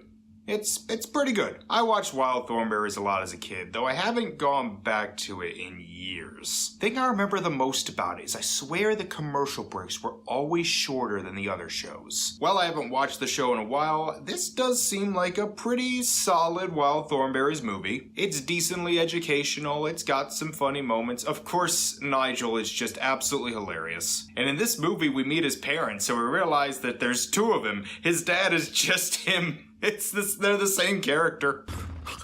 Caught it! It's the blips! You're dreaming, Freddy. Besides him, I always really liked Debbie. Like, I love her sarcastic attitude, and she was always one of my favorite characters in the show. Donnie's pretty funny, Darwin is pompous and a bit of a douche, and I fucking want that Combi. I have wanted that thing forever. That thing was cool. And I do remember this movie having some impact on the show later on. Mainly that Debbie knows Eliza's secret, added a bit of a dynamic. As for the movie itself, once again, the animation has been really upgraded. I don't know why they gave like the Class B Cupo shows like such high animation budgets, whereas Hey Arnold apparently got shit. But yeah, the backgrounds look great, there's a lot of good lighting. There's some pretty intense action scenes in this when she's trying to save the little cheetah cub from the poachers on that helicopter and they like cut the rope. It's pretty intense. It also manages to have a few nice emotional moments. I mentioned Nigel was always really funny, but he does have a really sweet moment with Eliza near the beginning and another one near the end. He could be pretty serious. She does get sent to boarding school and she spends so little time there that I kind of just feel like they could have been separated another way. Like maybe she gets taken away and like falls down and gets dragged down the river and has to find them and all that stuff. I don't know. I feel there were better ways that you could have made it, and it would have felt more like Wild Thornberrys than spending like 20 minutes at a boarding school. But I think the biggest problem is it has the most obvious villains you'll ever see. Like, I think even kids would get it. Like, the second you meet these two characters, like, well, there's the poachers. Even at the beginning when you can't see their face because they shine a light on, you see the blonde hair and it's like, well, obviously that's him. But yeah, those are really the only two problems I have. This is a very, very good movie. As a movie, like on its own, I think you'd get it. It did get decent reviews and I think it did okay at the box office. This came out in like December, so it was up against like Two Towers and Chamber of Secrets, and I think Santa Claus 2 is still out. Treasure Planet was out, but that bombed, so I don't think it had much competition there. So even if you don't know the show, this is a solid animated flick. Paramount Pictures and Nickelodeon Movies present The Rugrats Go Wild. Alright, I think this is universally regarded as the worst in the Rugrats movie trilogy, and worse than the first Wild Thornberrys movie, and yeah, but nostalgia helps it a bit. I didn't see this in theaters, but I remember when it came out, seeing trailers all the time. Plus, this did that scratch and sniff thing where you would go to, I couldn't remember if you had to go to the movie theater or like somewhere else to get these little scratch and sniffs cards. All I remember was one of them was Phil's feet. And when we got it on DVD, yeah, it came with those, and I remembered that one, and it smelled terrible. And now that I'm looking back, it's like, that's a little creepy that we're just smelling these babies' feet like, oh yes, the little baby foot. I'll say this much, as far as the disappointing sequels that use those scratch and sniff things, it's way better than Spy Kids 4. Once again, the animation is pretty good, though it does seem like a little bit of a downgrade compared to the other Rugrats movies and the Wild Thornberrys movie. It does sometimes do that slow down thing, where it's like, I don't know, we need to stretch this out a little bit, but we don't have time to redo it and don't have enough money, so just stretch it out a little bit. But for the most part, the animation's pretty good. The plot is fine. I would have killed Stu if I were in the shoes of anyone else. Like, this motherfucker promised them a goddamn cruise and puts them on this little dinky boat and then gets them shipwrecked on an island. And like, by the end of the movie, it's like, you may have gotten us into this mess, and literally every bad thing happened because we were in this mess, but, you know, you fixed the issues you caused. This is a nitpick, but Debbie feels kind of off in this. Like, at the beginning, she's like, why do we never spend time with each other as a family and go on vacations? I want to do family bonding things, and that's not Debbie. There's some decent action scenes, and I will say, as a crossover, it's solid. Like, every character fits with the other characters from the other show pretty well. Like, Debbie and Angelica, that makes too much sense. I love the part where Darwin looks at them and he's just like, oh god, there's two of them! The babies and Nigel's strawberry. Once again, Nigel's hilarious, even when he gets amnesia and has to act like a baby. I know it! It's like my hero Nigel Strawberry always says. The Martians have landed. No. Every character seems like they need an arc. Like, there's this part where Lil's like, we ain't gonna eat bugs no more, and then that's dropped after like a couple scenes. I did kind of like the stuff with Eliza and Spike. That makes too much sense. Bruce Willis plays Spike and it actually kind of works. You're like, okay, what does Spike sound like? I'm like, yeah, I guess that fits. Also, I like the soundtrack in this one. There's a few songs like sung by the Rugrats and they are better than like the ones from the previous movies. There's this one with Spike and this leopard that's really, really catchy. And the songs like not sung by the characters are pretty good too. Yeah, it's worse than the others. It's definitely don't think it needed to be in theaters. Like the animation's a little better than like the Hey Arnold movie and way better than freaking Doug's first movie. But with all that said, nostalgia kind of makes me ill. Yeah, I kind of like it. Disney's Teacher's Pet. He's good. I wish I had a nickel for every time I've heard that. I have nothing to say. Much like that one episode I reviewed, it's fine. It's fine. I laughed a decent amount of times, I guess. Did it need to be in theaters? No, like at all. I don't know why they put this in theaters. It did not do well. That's all I got. That's a whole lot of red. Clifford's Really Big Movie. Whoa! Oh, Clifford. I remember watching the show when I was a little kid. I remember enough about it to know that the eyes are completely different. Like, I remember in the show, every character had like just black little raisin eyes except for Clifford. Like, they were all very small. I guess his eye, he's just so big, he gets the little white part. So this movie has, I'll have the white part and it's like, ugh.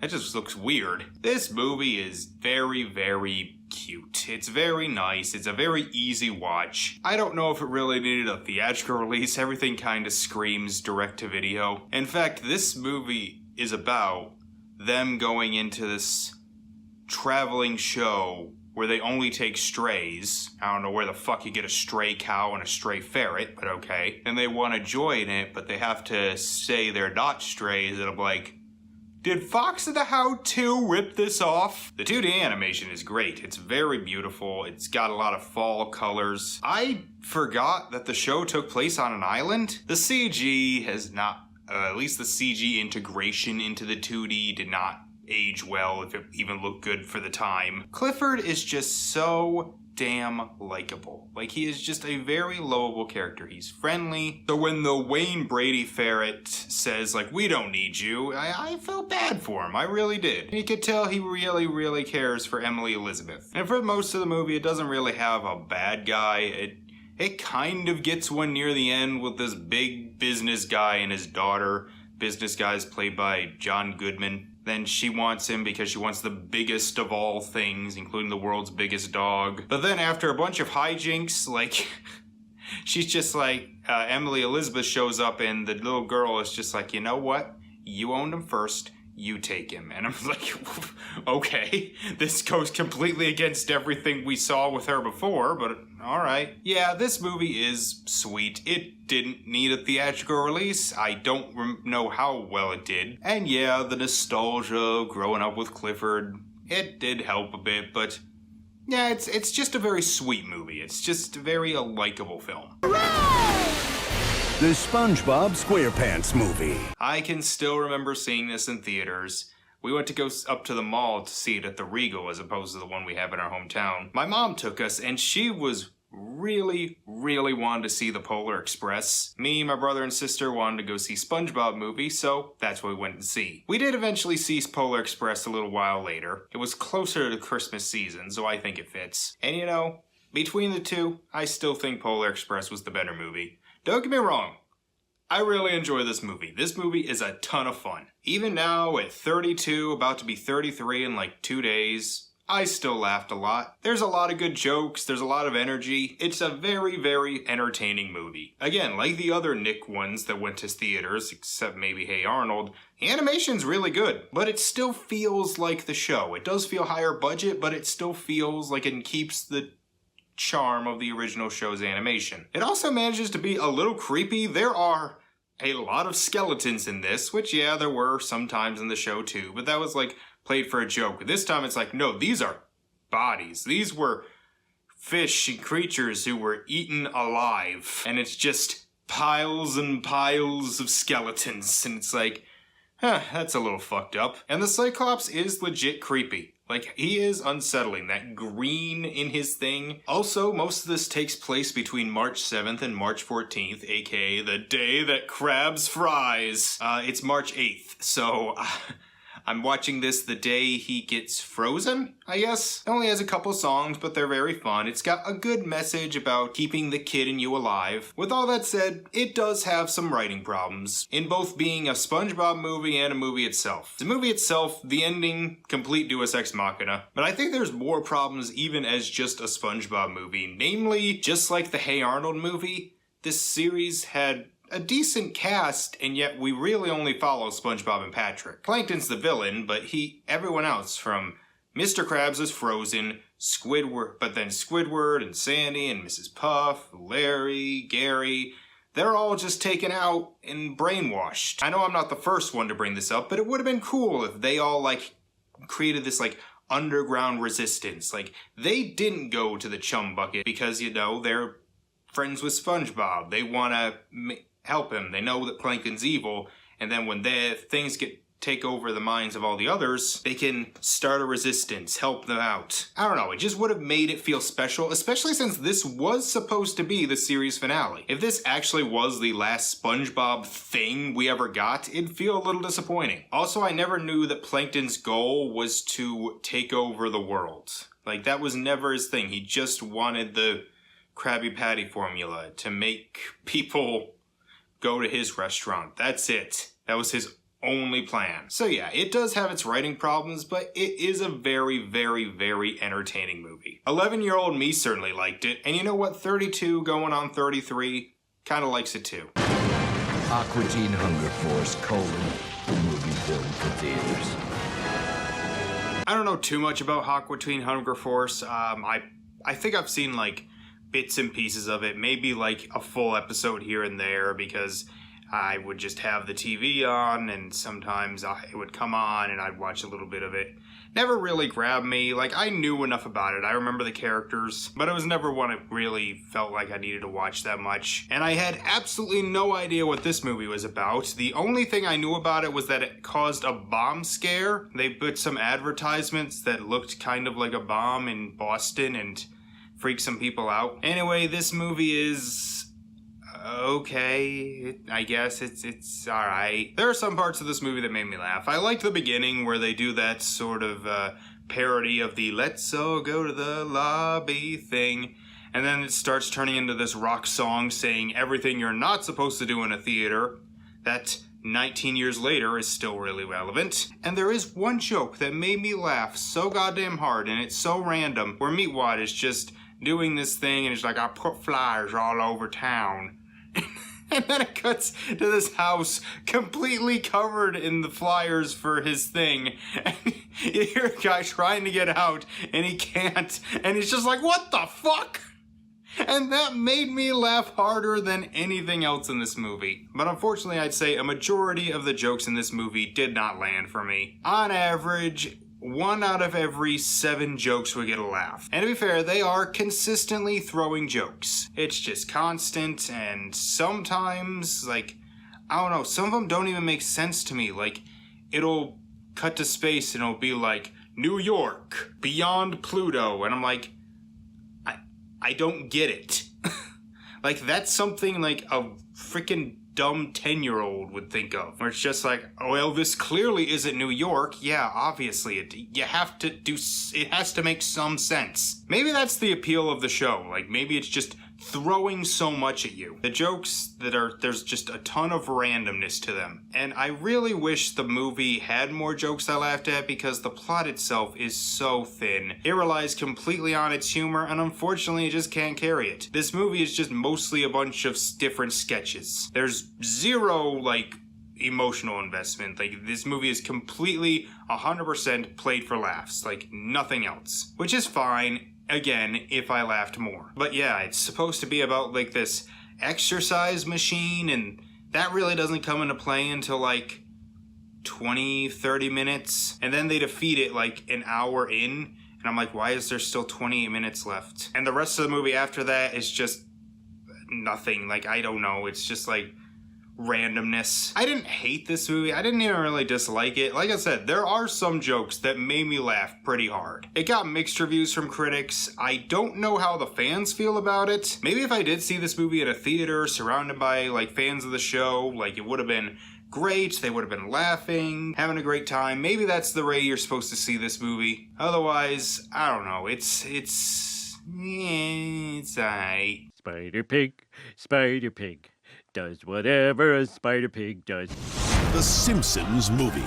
I definitely remember seeing this in theaters. I don't think I've seen it in full since, like 19 years later. Yeah, this movie's like now older than the beginning of the show was when this movie came out. Like most people, I grew up watching The Simpsons. There were like a few times where I would watch it like every day, and I think one of those times was near the time this movie came out. And my dad took me, my brother, and sister to go see this in theaters, and I remember liking it fine. But again, I haven't really seen it in full since that day back in 2007. This is a pretty solid Simpsons movie, right down to the fact that the first act is mostly just a bunch of gags, in which some of the stuff will set up for the remaining 2 acts. If you watch this movie, you may think the first 30 minutes really doesn't have much to do with what happens afterwards, but there's little things that kind of add up. You may think why we're spending so much time with Homer and Spider Pig, not just because he can do the Spider Pig does whatever a Spider Pig does, that goddamn thing that was in every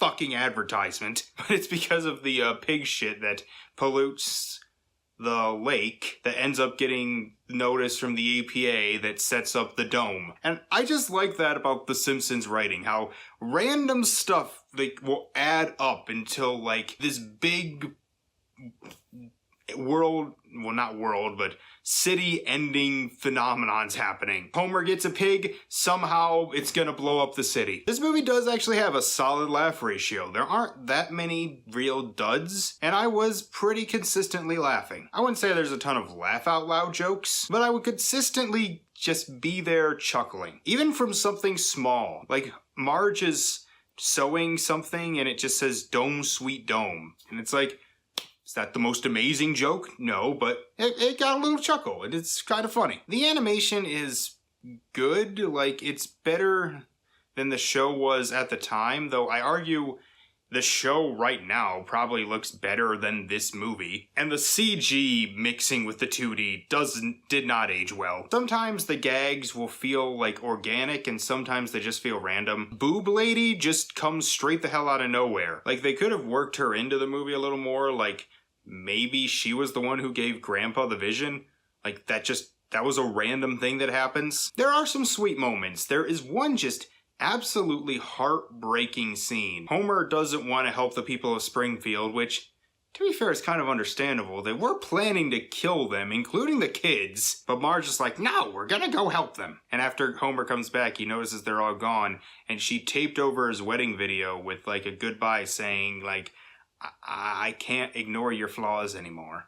It's a really sad moment, and it's like, yeah, you do kind of like Marge and Homer as a couple. You grew to like them over the years, and it's like, yeah, if they were to break up, it would kind of make me sad. And for a Simpsons movie, it does include, like, every character. I mean, it focuses mostly on the family, but they get a lot of the side characters in there, even if it's just for a small scene. So it was fun. I actually like it, I think, a little more than I did when I was a kid. I know the show's still going on. I haven't watched an episode in many years. And I think I heard they're doing another movie. It's coming out maybe next year or the year after. We'll see how that works out. The Spongebob Movie, Sponge Out of Water, in 3D. Okay, so we went all the way from 2007 to 2015. Again, I don't really count the Equestria Girls movies, and I couldn't find any others that came out in that time period, at least in America, based on North American shows. Want something to make you feel old? This movie is officially as old as the first movie was when this movie came out. I really like this movie. I will say that the first film will always hold a special place in my heart. I saw it in theaters when I was 11 years old. This one, if we're going on what's a better SpongeBob movie and just a better comedy animated movie in general, yeah, this is better than the first movie. It just kind of is in every way. It's more consistently funny, the plot's more interesting, and it uses most of the characters. Yeah, whereas the first one, it's basically SpongeBob and Patrick and the others get cameos. This one, Squidward and Mr. Krabs and Sandy, they all take part in the movie, like actually are major important characters. Sure, there's still some like Gary and Mrs. Puff that aren't in it much, and like I said, I laughed more in this movie than I did in the first one. There is some jokes that just really got me. I think there's just this one where it's like, they're trying to get past Patrick, who's a security guard, and SpongeBob is like, quick, tell him a bedtime story. And Plankton's like, once upon a time, there was a big pink idiot who went to sleep. The end. And Patrick's like, you think that's gonna stop?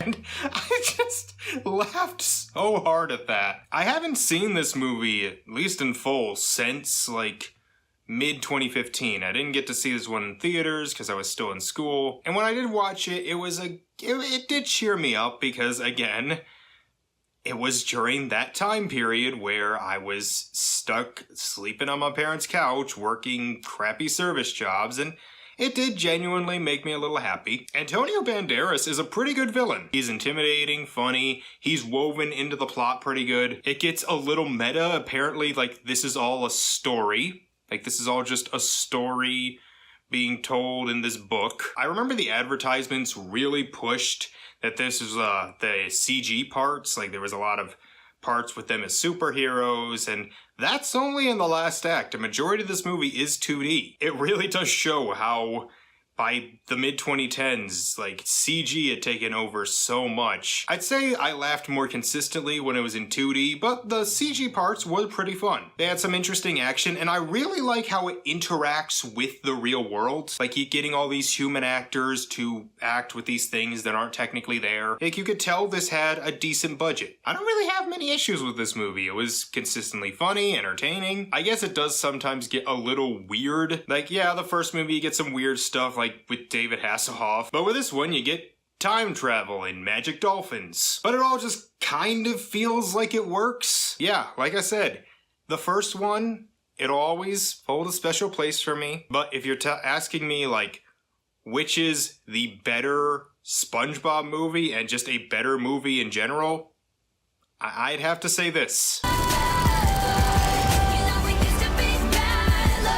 I almost forgot about this one. Like, it was just by some coincidence. Last week, after I finished Spuns Out of Water, I was checking, like, that Wikipedia article on the movies based on TV shows, and I saw this that I must have missed when I was going through it the first time. It's like, oh right, that came out and it was based on a show. Though I think this one switched out a lot of the voice actors. I don't think the show had Dave Franco and Michael Pena and Jackie fucking Chan, who narrates this thing.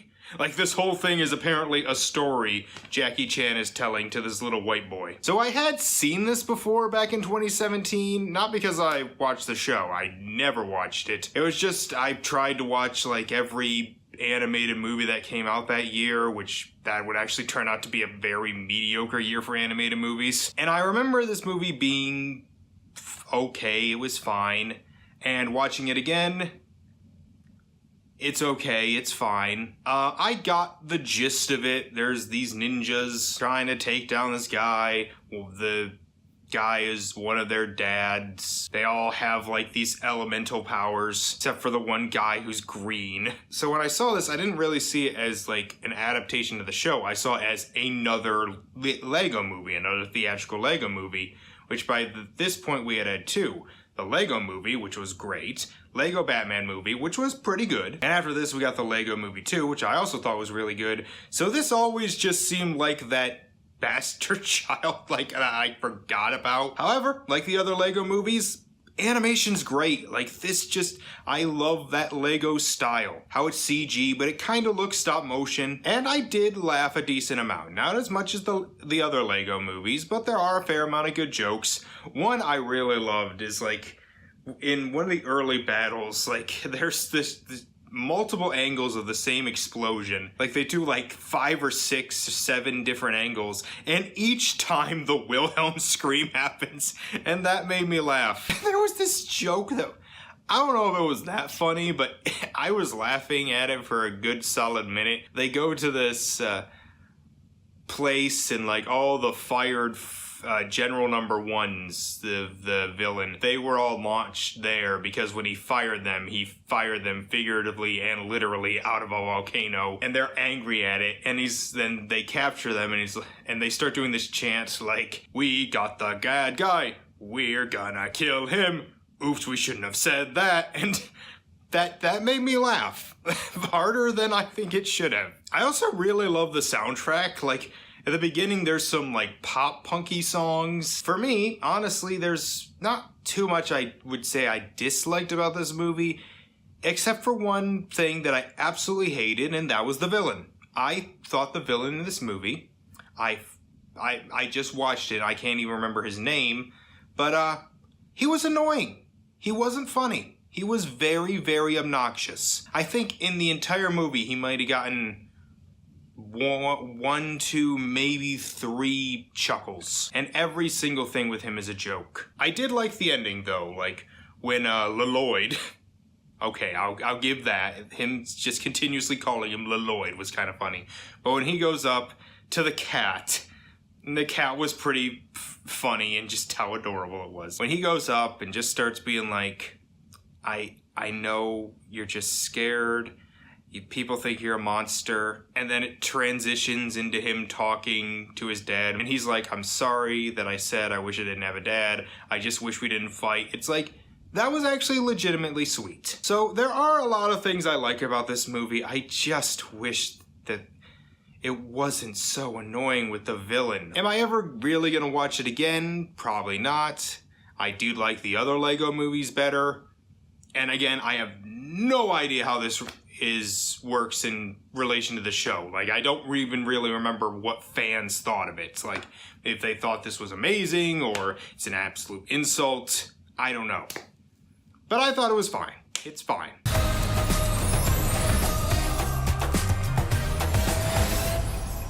Man, has it really been almost 9 years since this came out? So I really, really do enjoy this movie. I will say, though, if you want, like, every cliche of the big damn movie, this is kind of it. Story about going on an adventure, the characters kind of get simplified, story beats and jokes that seem like they're trying more for a mass appeal. Like, the first, like, joke in this movie is, like, a character saying, "We almost couldn't book a stable." And it's like, if you watch the show, these characters don't sleep in stables. That's just something for, like, an average audience member to laugh at. And tons of celebrity voices.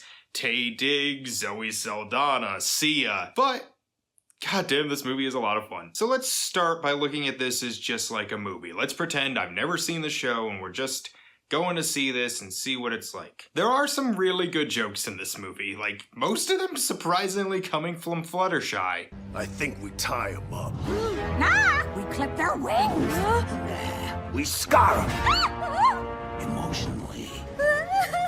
You'd get the gist of the characters. Like I said, they're kind of simplified, but you get that Rainbow's like the cocky, athletic one. Fluttershy's shy and scared. Rarity's a bit full of herself. And Twilight is very nervous and anxious about a lot of things. I really like the songs. The songs in this movie are great. It has some really nice animation. Not like the most beautiful quality. I mean, obviously this isn't going to be like rivaling Pixar, Disney, or even some of the smaller ones like DreamWorks or Illumination. I say they're small as if they aren't some of the biggest animation studios in the country. Tempest is awesome. She is so freaking cool. Every time she's on screen, she just has this presence, and Emily Blunt's voice works great for it. The story isn't anything that new. It's kind of cliche. It's like a lot of the set piece plot that was around a lot of animated movies in the 2010s. It's got kind of a standard message, but it's a good one about the power of kindness. And I guess you could say it's a little rushed through. So yeah, if I wasn't a fan, I'd be like, all right, some nice visuals, some good songs, awesome villain, few laughs, but nothing like extraordinary I'd really watch again. As a fan, this movie is a blast. Just seeing these characters in this big, grand animation style. Some awesome world building, like we haven't seen these places before, and it would actually have an impact on the show. And I really like these new characters. Capper is awesome. He is an actual cool cat, not whatever the hell this thing is. The pirates are fun, even if they kind of switch on a dime. Yeah, we're kind of just hauling freight when we want to be pirates. Why don't you actually just be pirates again? Oh my god, I never thought of that. And I like the sea ponies. Princess Skystar is delightfully adorable. Storm King's kind of like he's alright as a sort of comedic villain. Grubber, I get why he's here. He's supposed to have some levity, even though this is rated PG, so like I maybe would understand it more if it was a G movie, but whatever. I do like that the Storm King dies. Like we don't see... I'm trying to think in the last 30 years how many times we have seen a villain in like a family animated movie die. Like, not many. Like, they usually don't die anymore. As a fan, there's really only one problem, and it's the same problem that's plagued the first Spongebob movie and the Hey Arnold movie.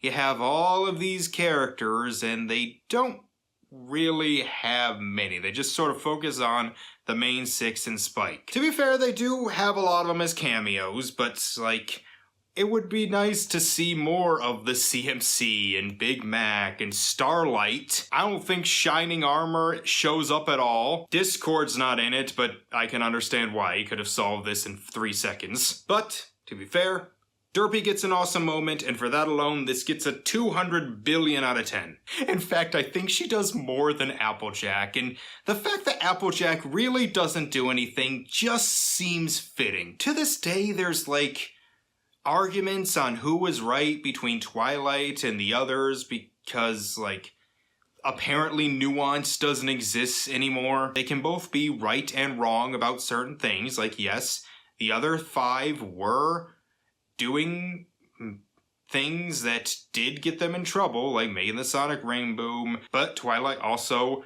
lied to them and tried to steal from the sea ponies. Yeah, I have a lot of fun with this movie. Like, it's not one of the greats, obviously. I don't expect anyone who's not a fan to, like, have a great time with this. Like I said, at best it's like, yeah, it's fine. Like, as a movie itself, it's fine, but as a fan, it's a blast.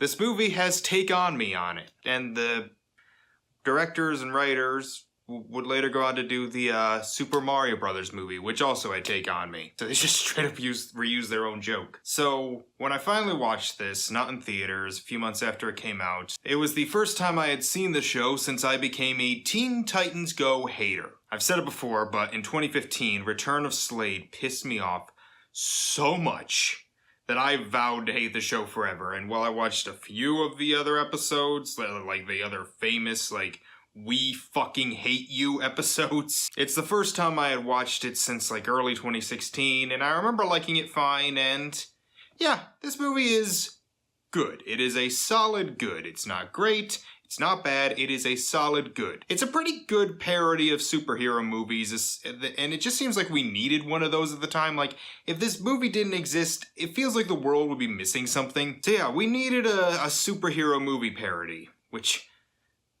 besides superhero movie, like, who knows, maybe we'll get one in a couple of years, like every 8th. Like, every 8 will get a superhero parody. But yeah, as a movie, it's good. It does have a slight animation bump from the show, but the character animation is pretty similar compared to, like, the last one we saw, which completely changed the animation style. This is the same thing, just, you know, a little bit of an upgrade. The songs are pretty good. Like, I don't think any of them are, like, masterpieces, but they are pretty solid songs. It's got some fun celebrity cameos. Nick Cage is Superman. Will Arnett is Slade. Slade himself isn't as fun as I was hoping. Like, I knew he was gonna be a joke, I just didn't find that funny. The joke ratio is a bit hit and miss, but when they hit, they're pretty funny. And again, it takes jabs at, like, superhero movies that were coming out at the time. Some Warner Brothers stuff, which there's a lot of Warner Brothers references in this, which now it's just fucking depressing, as they're probably going to be bought up by Paramount. It has a great Stan Lee cameo. I think this is this was one of his last ones, and I think, was this the last one he would have seen while he was still alive? One of the things I never cared for on the show, at least the episodes I saw, is like a lot of the parodies and like joking about things always seemed bitter and angry and full of hatred. Like they just seemed like they didn't like the things they were parodying. But this movie does feel like they do love superhero movies. It feels joyful, like they liked making it and mocking the superhero tropes, but out of love. Like, that's the best thing I can say about it. It feels like they actually like what they're making fun of. And there is some heart to it, like it's not really focused on too much, but it is there. But I've said this before with this show, like even in the good episodes, like in the last half it usually loses me, and with this movie, same thing happened. Like I was really enjoying myself for the first half, and then second half I just started to get a little bored, kept checking the time, and this is not a very long movie. I think it barely hits 80 minutes. But in the second half, I was just kind of bored until the climax. The climax is a bit fun. Some of the jokes go on too long, and some are just random, like there's a whole Lion King reference. It has all the stupid butt and fart jokes from the show. But yeah, this movie is good. It's pretty good. Does have that credit scene with like the original Teen Titans that eventually they did make the Teen Titans Go versus Teen Titans movie, and it was okay. The movie is good, but I would never have watched it again if it weren't for this, and would I watch it again? Maybe if I do a Whatever Happened to Halsey video, and because she's in this, for some reason, she doesn't have many lines. But yeah, it's good. The all-new SpongeBob movie, Sponge on the Run, premiering March 4th. Rent it from these digital stores. Also streaming on Paramount+. Second movie in a row would take on me. Anyway, I'm kinda cheating here because this didn't get a theatrical release, or if it did, it was very, very small. But the only reason is because COVID happened and because of lockdowns, they just premiered it on Paramount+. But since it was supposed to be going to theaters, like I'm pretty sure it was supposed to go to theaters, I'll count it. And this movie's not very good. Like, it's a little better than I remember, I'll give it that, but not by a whole lot. There are some funny jokes. The animation is really nice. There's some good songs. The voice acting's solid. Like, it's competent, but it's just not that funny. I don't know. This movie just kind of disappoints. I know I'm gonna get some pushback for this, but the continuity, and yes, I know SpongeBob doesn't give a fuck about continuity. Sandy meeting him at summer camp when one of the first episodes is about them meeting when they're adults just feels wrong. It just feels wrong. And SpongeBob apparently told Mr. Krabs, like, to open his own restaurant. Even though, like, it seemed they didn't know each other in the first episode when he saved him from the anchovies. Again, I know it's weird to complain about that. It just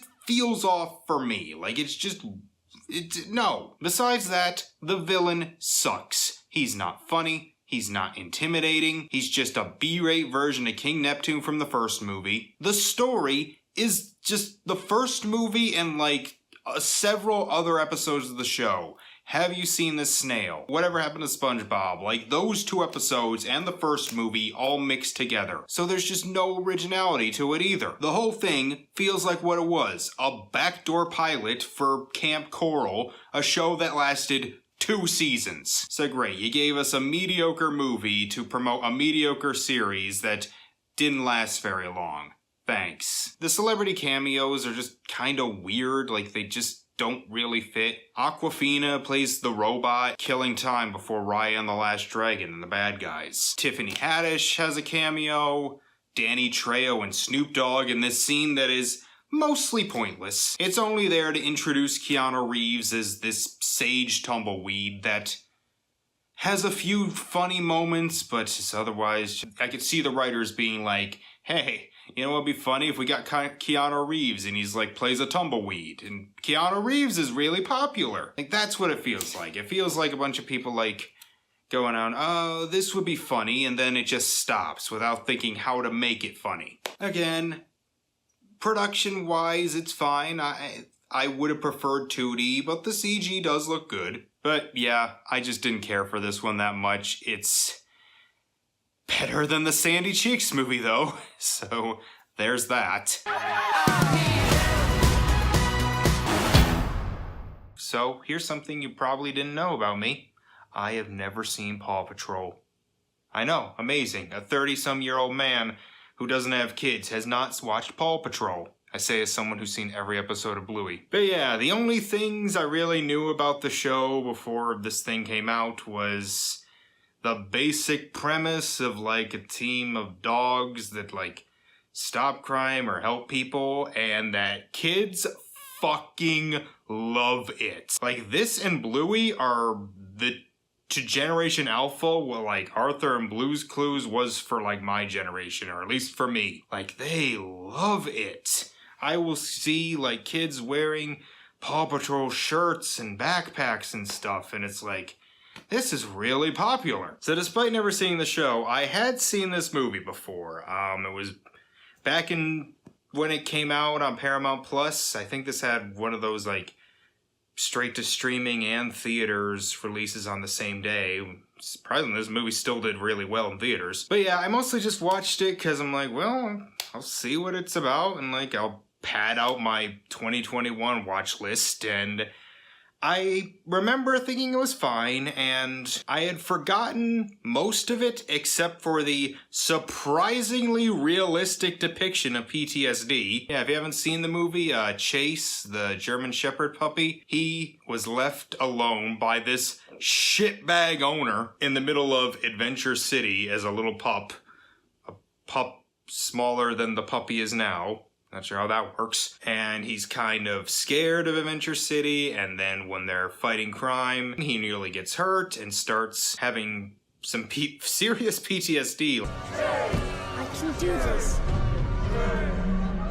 I can...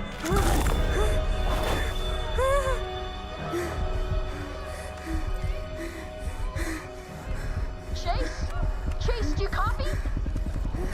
And the movie is about him, like, not stop being afraid, but learning to overcome his fear. And I like that. I think it's a good message for kids, that you're gonna be scared, and that's okay. And I like that no one really makes fun of him for it. They all understand. But it's okay to be scared, and a real hero is someone who faces their fears despite them. And that's a good lesson. That's a good lesson for kids. The dogs are adorable. I can't remember most of their names besides Chase, Sky, and Liberty. And I don't even think Liberty is like one of the main ones. Like, she's introduced in this movie.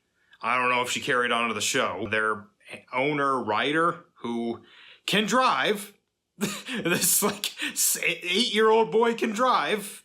Okay. And there's the mayor of this Adventure City named Mayor Humdinger, who really likes cats, and that's one thing I never really liked, is the whole, like, if it's a dog thing, like, cats are the bad guys. I never liked that, but yeah, he just keeps trying to make Adventure City more exciting by turning the subway into a roller coaster, which is just really stupid idea. And I will say the theme song absolutely slaps. So this movie is a very good kids movie. It's a very good film for kids. I could tell you right now, if I were 7 years old and I was watching the show and I went to the theater to see this, it would have blown my goddamn mind. Like, this would have, like, and I would have come out going to the theater like, this is amazing, this is so awesome.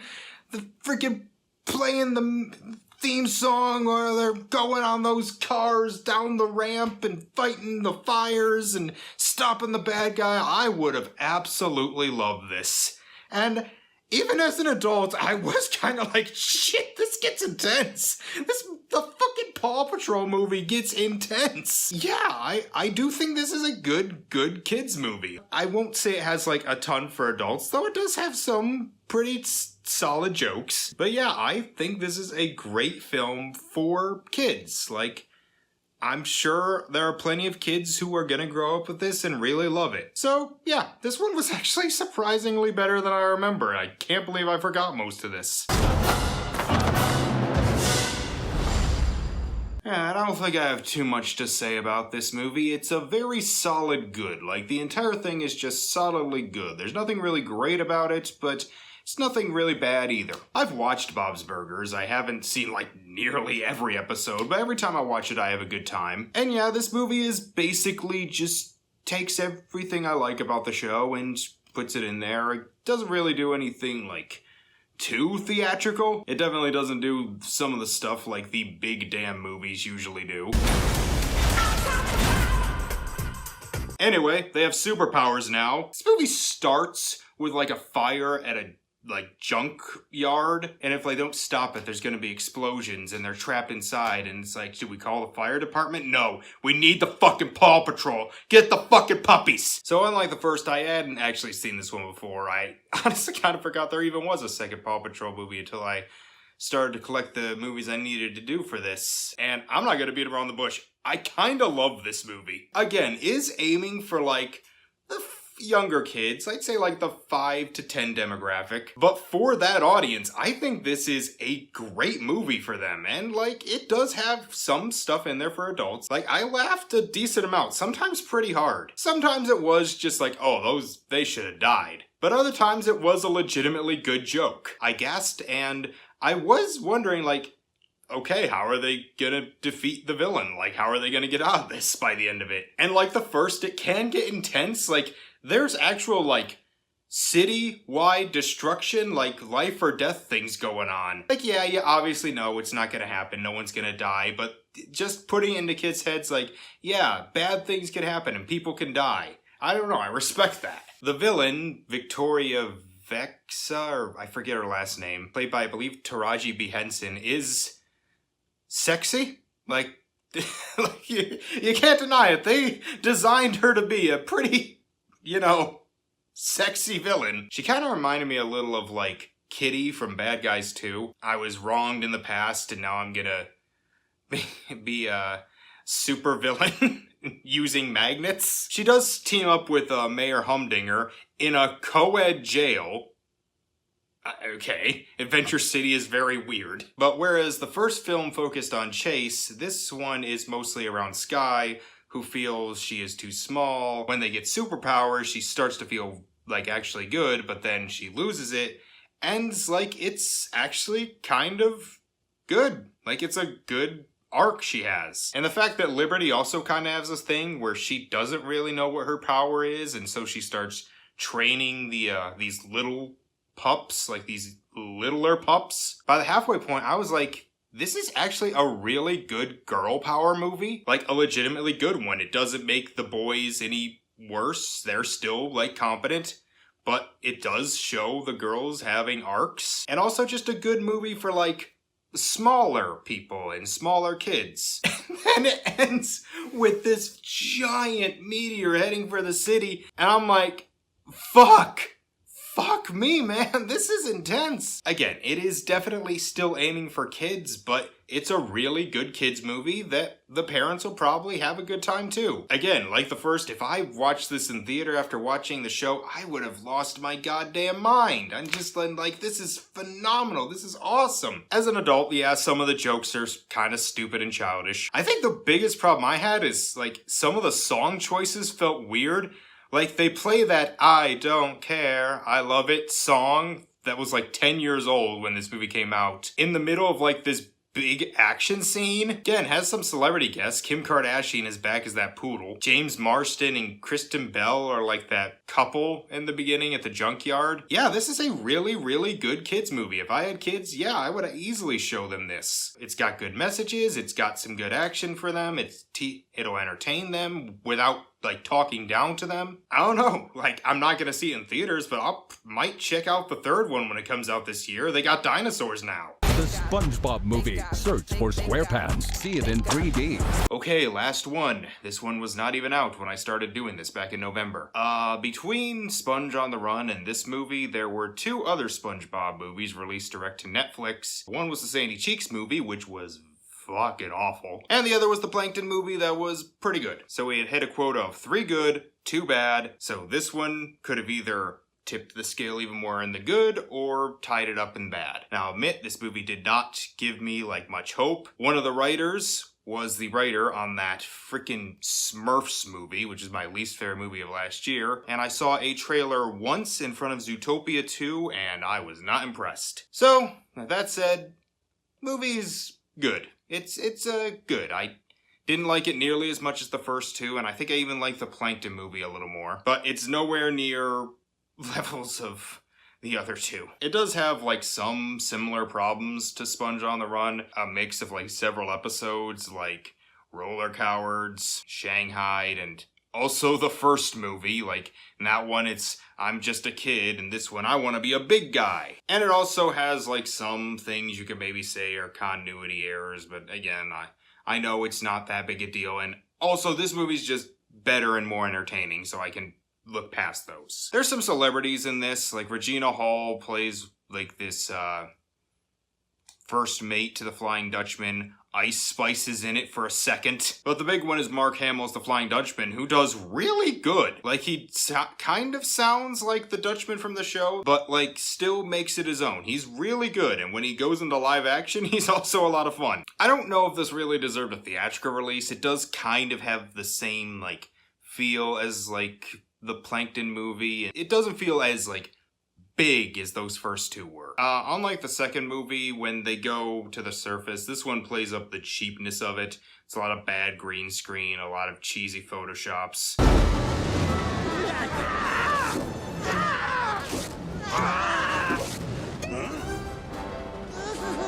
Whatever, it's mostly played for jokes. Besides that, I don't have too much else to say. It's good. It's a good enough movie.